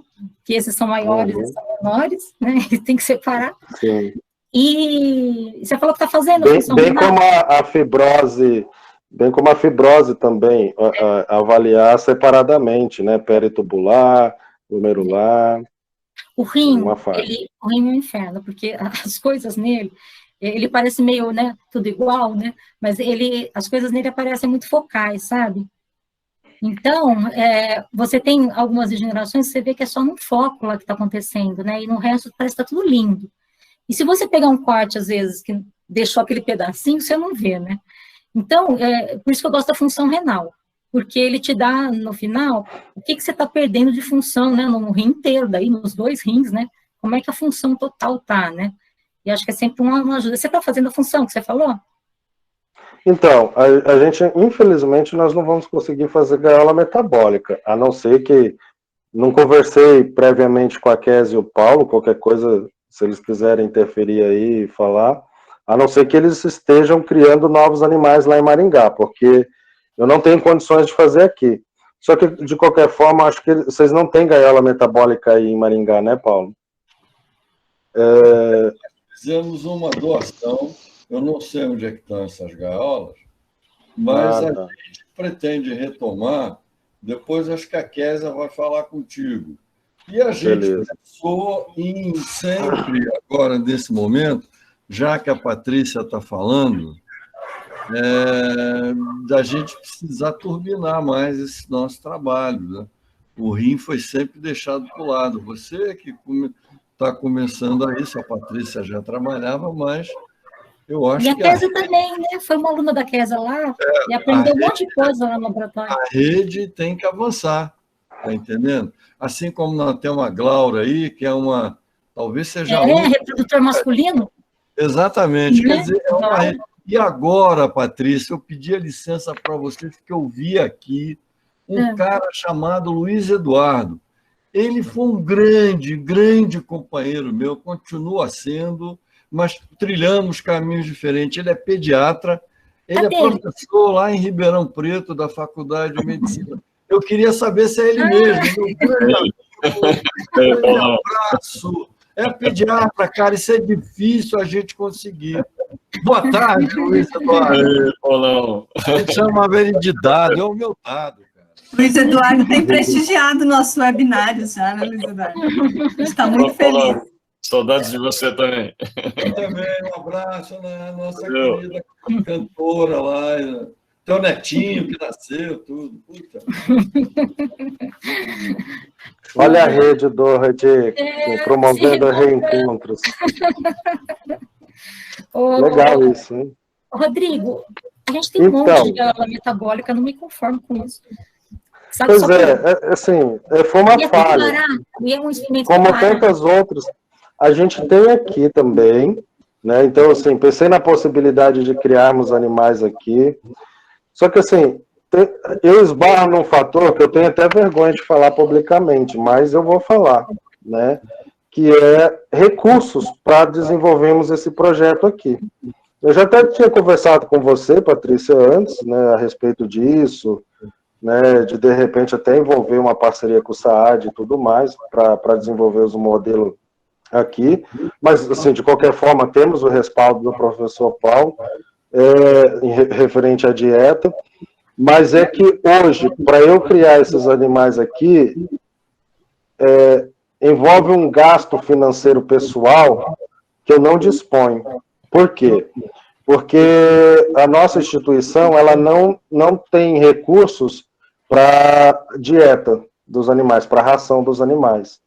E então isso sai do bolso do pesquisador. O último projeto que eu desenvolvi aqui, que eu tive que comprar dieta, porque os nossos projetos são todos crônicos, né? Gestação, lactação, puberdade, vida adulta, vai embora. Eu comprei 12 sacos de ração do meu próprio bolso. Isso teve um impacto financeiro na minha renda familiar razoável. Então, assim, começa a ficar inviável, entende? Então, é assim, é vergonhoso eu fazer uma afirmação dessa publicamente. Não é realidade, né? Mas é uma situação que eu estou vivendo aqui nesse momento, né? A nossa FAP também não tem disponibilizado dinheiro para projeto. O CNPq e a nossa FAP, quando disponibiliza, não contempla esse recurso para a ração dos animais, né? Manutenção de biotério. Então, é um fator que hoje tem me afetado. Então, por exemplo, eu direcionei um recurso do PROAP para a ração, fechei o projeto de doutorado do Marcos e dei uma contribuição numa orientação que eu tenho, que é da Keila, né? E também ração para os projetos dos meus outros meninos de mestrado, que estão qualificando agora. Então, acabou essa ração, não tenho mais. Então, eu tenho que esperar uma outra verba de PROAP, ou, que eu acho difícil também, PROAP hoje em dia, né? Ou gastar do meu próprio bolso. Do meu bolso está impossível. Né? Hã? Ou eu te envio a ração, na hora que você quiser. Então, pronto. Então, nós vamos conversar. Pô, quem não, olha, uma coisa de Buenos Aires, da Argentina, do tango, quem não chora não mama. Mas eu já tinha falado para você. Você falou que eu acho que eu não entendi direito, Patrícia. Eu acho que lembra? Você falou quando você passasse não, sim, mas isso seria dieta hiperlipídica para o camundongo, né? Se for para eu fechar os resultados da Larissa, do Orion, que foi em ratos, aí não tem outro jeito, tem que criar rato. Rato come bastante, por isso que gasta muita ração. E aí eu não falo só da ração hiperlipídica, eu falo da ração padrão para roedores. Eu falei que eu comprei 12 sacos, foi da ração Novilab, da Quintia, né? Que eu paguei 280, acho que foi R$280. Com frete, os dois. Você vem buscar ou fala, põe no ônibus, o ônibus, você pega lá no ônibus, na rodoviária. Eu agradeço, então, publicamente, depois de ter passado a vergonha, né? A solução. E a gente vai conversar com calma, então, sobre isso. Eu quero sim, Patrícia. Eu imagino que os meninos também vão querer. Quando a gente tiver vacina, eu garanto a grana para você vir de carro, passe em Maringá, aí eu vou para Campinas visitar os amigos e a gente pega. O que você acha? Lindo! E aí você vem para Goiânia para ir pescar, né? Tô entendendo. Vontade a gente tem, né? Vontade a gente tem. Mata a pandemia. Deixa a poeira baixar, nós vamos fazer isso sim. Né? Tá bom, mas depois a gente não é só trabalho, tem que ter diversão também, né, Paulo? Também. Claro, tem que ter o povo, tem que se divertir. Deixa o resto do povo falar. Kézia quer falar, tô com saudade da Kézia, quero ouvir ela. Parabéns, Rodrigo, linda a sua apresentação, eu amei. Kézia é a minha parceirona nesses projetos aí, se não fosse ela... Olá, Rodrigo. Oi, pessoal, tudo bem? Oi, Kézia, querida. Oi, Patrícia. A gente não está te vendo. A gente está vendo uma fantástica. Uma cozinha aí. Acho que a sua câmera está... Gente, peraí, está virada para minha cozinha, né? Ainda bem que você lava a louça hoje, hein? Olha, enquanto eu estou no sótão dando aula, agora vocês estão vendo subindo a escada. Eu vou tentar achar um outro lugar para me esconder, porque eu não sei virar a câmera nesse negócio. Alguém sabe? Agora a gente está te vendo. Vocês estão me vendo agora. Que maravilha. Agora a gente se encontra. Desculpa, gente. Meu celular atualizou o Meet aqui e eu fiquei perdidinha. Então agora vocês vão me ver no meu ambiente de trabalho aqui. Rodrigo, parabéns pela apresentação. Olha, ficou ótimo. Achei lindo você juntar todas essas peças do quebra-cabeça. Tanto que a gente conversa sobre esse projeto. Eu queria só... com respeito ao que você apresentou, achei lindo os trabalhos do Orion e vai super de encontro com o que a gente já fez com o modelo LP. Na verdade, só para contar um pouquinho de história, né? Eu não vou contar toda a história que o professor Paulo contou, mas a gente começou a trabalhar com cardiovascular e modelo LP em 2012, quando a gente não tinha nada de cardiovascular aqui no Maringá. E aí a gente registrou pressão arterial, fez um pouquinho de autonômico e fizemos, sim, caixa metabólica, Patrícia. Acho que o Rodrigo nem sabe desses resultados. A gente não conversou sobre os resultados do Orion ainda, então nem tinha essa notícia para te dar, Rodrigo, mas a gente não viu nada, não. Não tem, inclusive, a hipótese desse primeiro trabalho de 2012, que está em curso, né, para submissão. Até já, Rodrigo e eu estamos aí nessa. Vamos submeter de verdade ou não? Porque tem agora os trabalhos dos meninos do mestrado, né, da Ana Rebeca e do Orion, que são bem mais completos. E a gente não viu nenhuma alteração na caixa metabólica, nada. Então, eles são bem iguais mesmo, e eu acho que vai bem de encontro com os resultados, eu vou dizer assim, mais com os efeitos mais agressivos, né?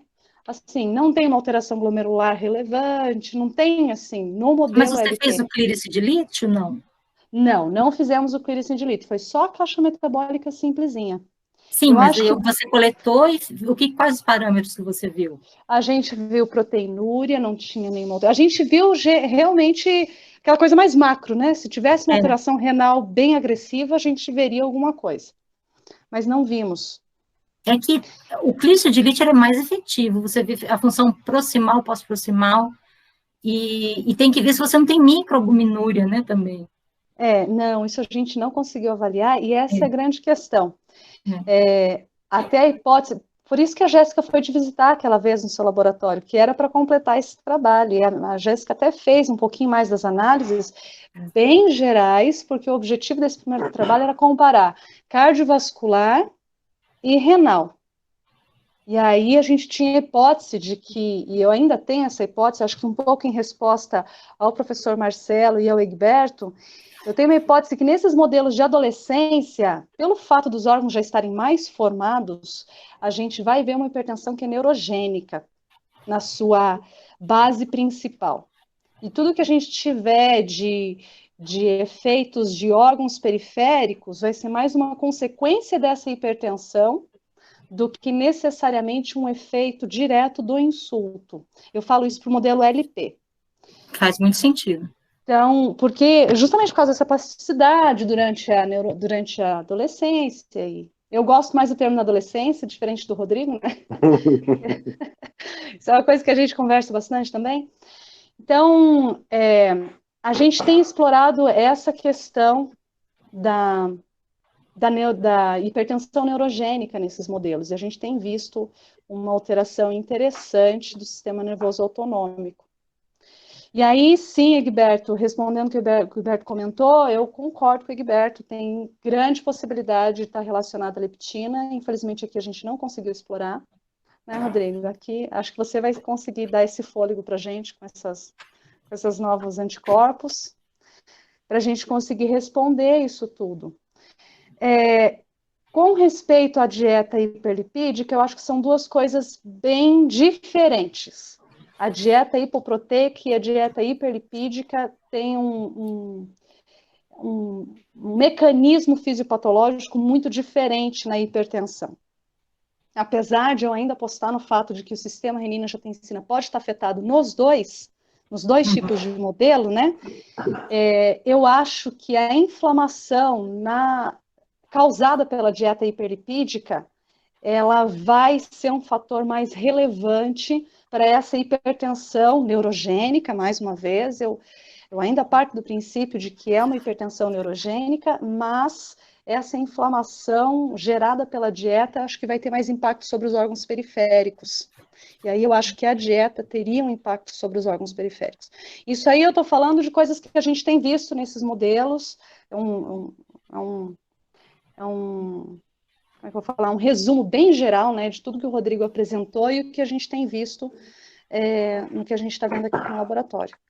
Então, é um mundo a ser explorado. E aí, respondendo ao professor Marcelo, eu queria só comentar o fato de que a gente tem testado a adolescência como uma fase crítica do desenvolvimento, mas o professor Paulo já fez esse teste. Lá em 2012, quando eu cheguei, esse trabalho estava a caminho de ser encerrado pela Ananda, porque ela testou com dieta LP para metabolismo, tá? Não para cardiovascular. Ela testou fases mais tardias da vida. E a gente percebeu que o impacto da dieta no rato jovem adulto mesmo esperando 60 dias depois do insulto, ele não é um impacto tão robusto quanto a gente vê quando o insulto é na adolescência. Então, eu acho que o que a gente tem vai bem de encontro com o que a gente vê com o desenvolvimento, né? Quando é um insulto intrauterino, você tem tudo para ser formado. Quando você tem adolescência, você já tem uma plasticidade neuronal relevante. E aí, quando é o jovem adulto, você já tem esses outros sistemas mais organizados. Então, eu acho que a gente precisa ser bem crítico com respeito às janelas. Eu concordo com o professor Marcelo, mesmo que o Rodrigo comentou, mas a gente tem indícios de que sim, essas são fases de maior susceptibilidade. E a adolescência, pelo fato de ter essa plasticidade neuronal, eu aposto no fato de que é uma susceptibilidade mais do sistema nervoso central, não tanto dos órgãos, tanto da periferia. E nesse sentido aí, suas meninas vão fazer aqui com Xavier, né? Essa parte central, né, Kézia? Logo a gente vai ter essas respostas, né? A gente tem interesse de explorar aí, junto com o Xavier, a gente tem conversado bastante na possibilidade de trabalhar com o sistema GABAérgico. Então, acho que a gente precisa continuar explorando para confirmar todas essas hipóteses, né? E aí, eu puxo um pouquinho para o que o professor Egberto falou. A leptina, eu não acho que ela converse sozinha. Eu não lembro se foi o Rodrigo ou o professor Marcelo que falou, ou foi você, Patrícia, da insulina. Eu acho que antes da gente começar a falar em leptina na síndrome metabólica, a gente já falava da insulina. E parece, pelo menos olhando a literatura, a sensação que eu tenho é que nós esquecemos do impacto da insulina no sistema nervoso central sobre o sistema cardiovascular. Então, eu aposto não somente na leptina, mas também nessa resistência seletiva à insulina, dentro desses modelos de programação da adolescência. Que também tem o Stalking com renina-angiotensina, a insulina, né? Isso, isso, porque a angiotensina, a renina-angiotensina não tem jeito nenhum da gente tirar ela de fora quando a gente fala de sistema cardiovascular. E aí uma coisa que me impressionou bastante quando eu comecei a mexer com DORAD é esse impacto da angiotensina 2 sobre o metabolismo também. Então eu concordo plenamente contigo, Patrícia. A angiotensina 2 tem um impacto relevante sobre o metabolismo. Eu não encontrei ainda, não pesquisei profundamente também, trabalhos que tenham explorado de forma bem precisa a implicação do sistema renina-angiotensina na programação cardiometabólica. Eu falo dos dois, do bloco completo da síndrome metabólica, né? Então, eu não encontrei ainda trabalhos, mas quando você olha separadamente, pessoas já exploraram, já foi explorado sistema renina-angiotensina e metabolismo, e sistema renina-angiotensina e cardiovascular, não no contexto de programação. Então, assim, é um mecanismo que também tem um grande potencial de estar implicado aí nessa disfunção cardiometabólica desses modelos de adolescência. E o sistema renina-angiotensina neural, ele é particular, né? Ele tem uma resposta particular das toninas, né? Então, ele não é necessariamente regulado pelo sistêmico, mas ele é de lá de cima, né? Então, ele também é independente, né? Eu acho que a gente tem muito que explorar nesse modelo. E eu agradeço muito, Rodrigo, pela parceria, que tem feito esses grandes frutos aí que o Rodrigo apresentou hoje. Eu também sou muito grato, né? Já agradeci, mas reforço, né? Kézia, eu estava com alunos que estavam vindo já da graduação comigo, que queriam entrar no mestrado, eu não tinha condição de absolvê-los, mas queriam fazer o mestrado comigo, né? Doidos que são. Professor quebrado. Meninos que eu admiro muito pelo empenho deles, né? E aí, conversando com a Kézia, surgiu essa possibilidade, né, de a gente reaproveitar os projetos que a gente tinha iniciado lá no pós-doc para virar a dissertação desses jovens cientistas, né? E está dando certo, estou muito feliz, né? Se não fosse essa parceria, com certeza eu não teria dados interessantes. Bom, teria de outros projetos, né? Mas Mas algo que é diferente, né? A puberdade, a gente ainda não tinha falado sobre ela. Então, eu acho que foi mais interessante por conta disso, né? A questão de ser um pouco diferente. Isso aí. Perfeito, gente. Muito bom. Mas, eu só queria comentar uma coisa que a Patrícia falou, a Patrícia Presidente, Boer, sobre essa questão de começar a atirar para todo lado, né? Eu vim de um laboratório que trabalhava com pâncreas endócrino, um ilhoteiro, trabalhei muito com fígado, isso é verdade, fígado é um órgão que eu sempre gostei, né? Então, assim, saí do doutorado, né, sabendo alguma coisa de pâncreas e fígado. E quando eu vim para cá, e comecei a atirar para o coração, para o cardiovascular, para o rim, reprodutor, e aí estamos nessa situação, mas é por conta da necessidade, né? Você se adaptar ao meio. E das curiosidades que vão surgindo, né? Por exemplo, o professor Paulo está querendo sugerir mais trabalho, né? Mas, de fato, você fica curioso. Pô, ainda mais depois da tese que eu vi hoje, né?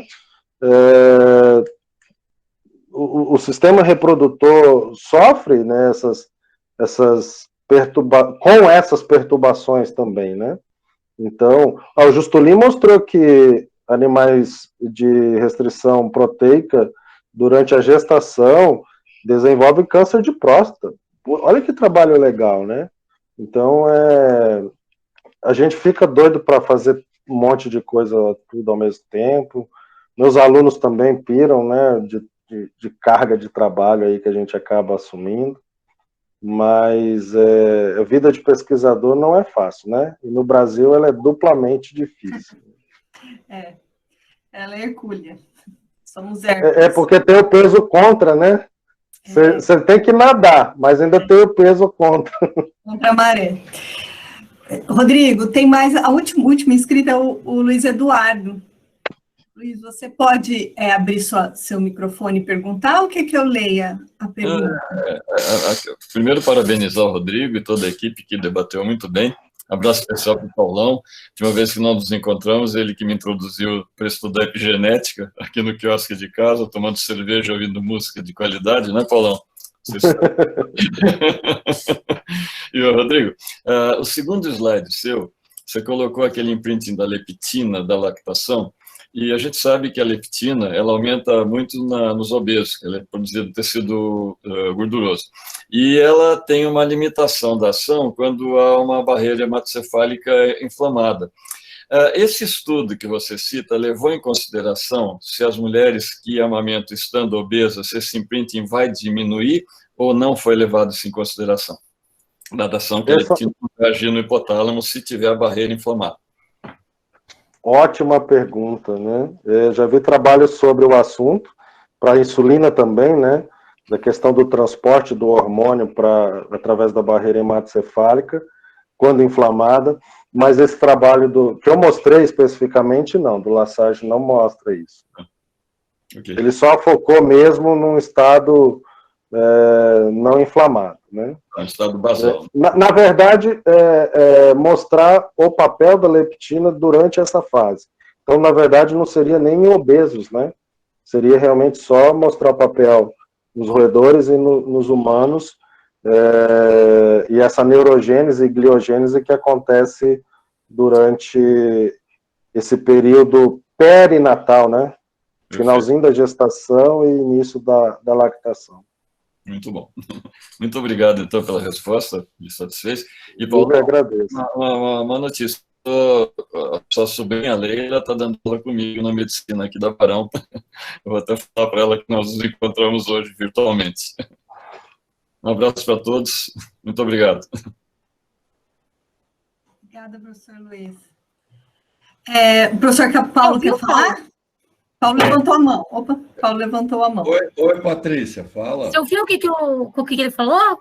Vi, eu quero também falar para ele, para convidar ela para participar do nosso webinário, porque vai ser um prazer enorme ter a professora, vamos chamar assim, não é da professora Leila Aidar, né? Então, Leila Aidar. O o avô dela vai ficar muito orgulhoso. Sim. E eu queria fazer uma pergunta que é pertinente agora pelo momento que a gente está passando, considerando que uma das entradas, né, até agora foi a única descoberta, talvez consolidada, do SARS-CoV-2, o coronavírus, né, no nosso organismo é através de uma enzima importante do sistema renina-angiotensina-aldosterona, que tem a ver tudo com o rim, tem a ver com pressão arterial. Eu queria uma opinião do nosso, né, palestrante sobre isso, porque para mim é um negócio completamente novo, cara, né? Então, sabe? Então, para mim também, Paulo, é novo, e eu vou assumir aqui uma negligência da minha parte, né, de não ter estudado nada de Covid. Tudo bem que eu tenho muitas outras coisas para estudar, né? Mas, assim, eu acho que eu tenho tanto medo do Covid que nem estudar sobre o assunto eu tinha vontade, né? Mas, assim, o pouco que eu estudei sobre a infecção, você tem razão, a ECA2 tem um papel muito importante na entrada do vírus, né, no reconhecimento celular na entrada do vírus, nas células pulmonares, e pelo menos até onde eu li a respeito, obesos, né, e pessoas que têm uma maior expressão da ECA2 e aí com o aumento da atividade do sistema, né, do eixo, do sistema renina-angiotensina-aldosterona, tem uma maior vulnerabilidade à infecção, né? Isso é um fato, né? Pelo menos um pouco... O rim é riquíssimo nesses receptores, tem muitos receptores. Pois é. E aí é onde eu também andei dando uma olhada, mas bem superficialmente, sobre essas diferentes infecções, Patrícia, né?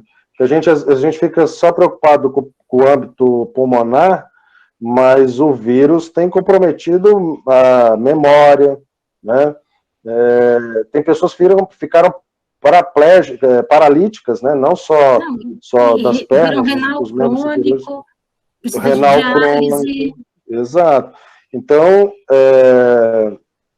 esse vírus é muito maluco, né? Sim. Ele achou uma brecha onde ele consegue aumentar a diversificação de infecção de maneira muito, muito grande, né? E aí é por isso que a gente... Você sabe se tem ECA2 na célula beta-pancreática, porque parece que estão fazendo uma relação agora, e quem teve a doença tem um risco maior de desenvolver diabetes tipo 1, de tipo 2, cara. Então... eu não li sobre, mas eu não duvido, porque o diabetes tipo 1 em crianças geralmente aparece por uma reação autoimune, né? E geralmente depois de uma infecção viral, né? Então, não duvido não que no futuro a gente tenha um número aumentado de indivíduos diabéticos tipo 1 por conta do Covid-19 ou de pessoas que têm redução na liberação de insulina, não vira tipo 1, mas um tipo 2, né? Não descarto essa possibilidade, apesar de eu não ter visto nada sobre ECA2 na célula beta, Paulo. Até uma falha, viu? Eu vi o sistema, só os receptores para angiotensina, né? E não vi a questão da ECA, se ela expressa a ECA2. Enzimas conversoras, né? A expressão local, né?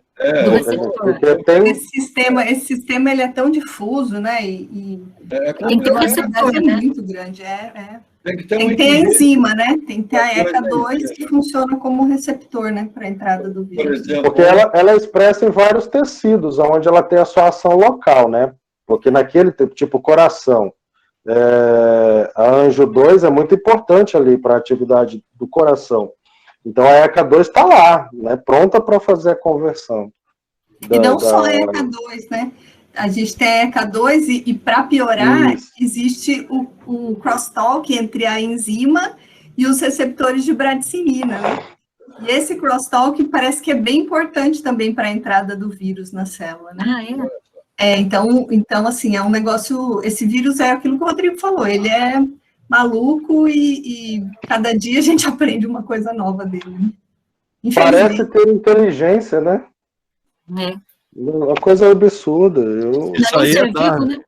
Isso é Darwin. Isso é Darwin. Sim, só que assim, não chega nem a ser considerado um organismo vivo, né? É.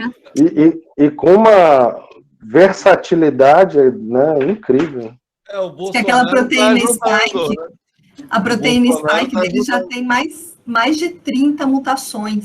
30 mutações, é o que o nosso presidente está permitindo. Essa zona toda aí no país, uma permissividade tremenda, e a gente está cultivando. Acho que O Brasil não era o celeiro do mundo. Mais de Darwin, cara. Tinha que ler um pouquinho mais sobre o que são mutações e tal.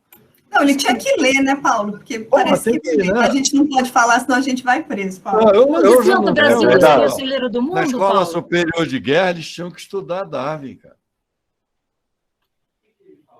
Vamos ser os produtores oficiais de mutantes de vírus, Brasil. Não deixem de me visitar na cadeia. Viu? O Egberto levantou uma coisa. O Egberto levantou uma coisa importante. Talvez nós agora, né, que criticamos muito a China, não nós, né, o Bozo, né? Agora nós nos tornemos os novos exportadores. Né? Claro. O problema não é só nós. Pô, sério, né? É muito inconsequente, né? Atitude. Esse vírus foi gerado por nós, né? Estamos desenvolvendo variantes e essas variantes vão espalhar para o mundo inteiro. Agora, 166 países bloquearam completamente a ida de brasileiros. Pô, finalmente, hein? Finalmente. 166. Gente burra, né? Que gente burra. Tem que fechar o espaço aéreo brasileiro, gente. O que é isso? Agora tem uma coisa legal que o Lula levantou e ninguém falou, né? Ontem, na nosso webinário latino-americano, eu levantei, né? Por que a gente tem que esperar os países desenvolvidos primeiro para serem vacinados, depois a reba vai ser vacinada, né? O Lula falou, não. Por que o presidente dos Estados Unidos, o primeiro-ministro da Alemanha, etc., não faz uma reunião para a gente discutir? Quer dizer, o mundo é uma coisa só, quer dizer, então vai fazer passaporte, vai fazer muro, vai fazer o diabo a quatro para jogar a gente no gueto de Varsóvia. Gueto, cara. Mas com esse presidente, onde a gente tem que estar, né? Filha da puta, é um gueto, a gente está submetido a um apartheid, cara. Econômico, sabe, cultural. É triste, viu? E a gente não se conforma. Por que a gente tem que fazer? Ir para a rua, jogar álcool no corpo e atear fogo? Eu não sou... Como é que é o nome? Aqueles caras lá que fazem isso. Hoje budista. É budista, exatamente, né? Porque, né, ficar na rede, a gente denuncia e tal. O Lula já está, né, conversando com o Biden, né? O que mais a gente pode fazer, né? Porque chama a Geni, né? Chama a Geni. A gente tem conhecimento, a gente pode, a gente educa, a gente... É triste ver que a nossa arma, quer dizer, né, e a ciência, cara. Enfim, mas eu acho que a gente tem que ter... Nos Estados Unidos, quando acabar a vacinação deles, a preocupação vai ser vacinar o México. Nós estamos muito distantes. Eles vão vacinar primeiro o México, depois toda a América Central, que eles têm mais contato. E aí, talvez, lá depois, Brasil. Depende, né? Nós temos o cara, né? Vamos ver. Gente, o professor Luiz Carlos fez um monte de colocações interessantíssimas. Foram mesmo. Mas eu estou preocupada com o Rodrigo, Paty, porque nós já estamos aqui, são 6h15, ele está cansado, né? Ele está tossindo. Então, professor Luiz, eu vou encaminhar essas perguntas para o Rodrigo, eu tenho o seu e-mail aqui, e o Rodrigo entra em contato, pode ser, Rodrigo? E responde para ele, tá? Porque o Rodrigo está abatido, eu acho que... E foi uma discussão tão rica, né? Uma apresentação tão maravilhosa, Rodrigo. Então, eu quero, em nome de todos que estiveram aqui, te agradecer, não só pela essa palestra incrível, mas por você ter se mantido firme aí, mesmo não estando se sentindo bem, viu? E desejar aqui, em nome de todos, que você melhore.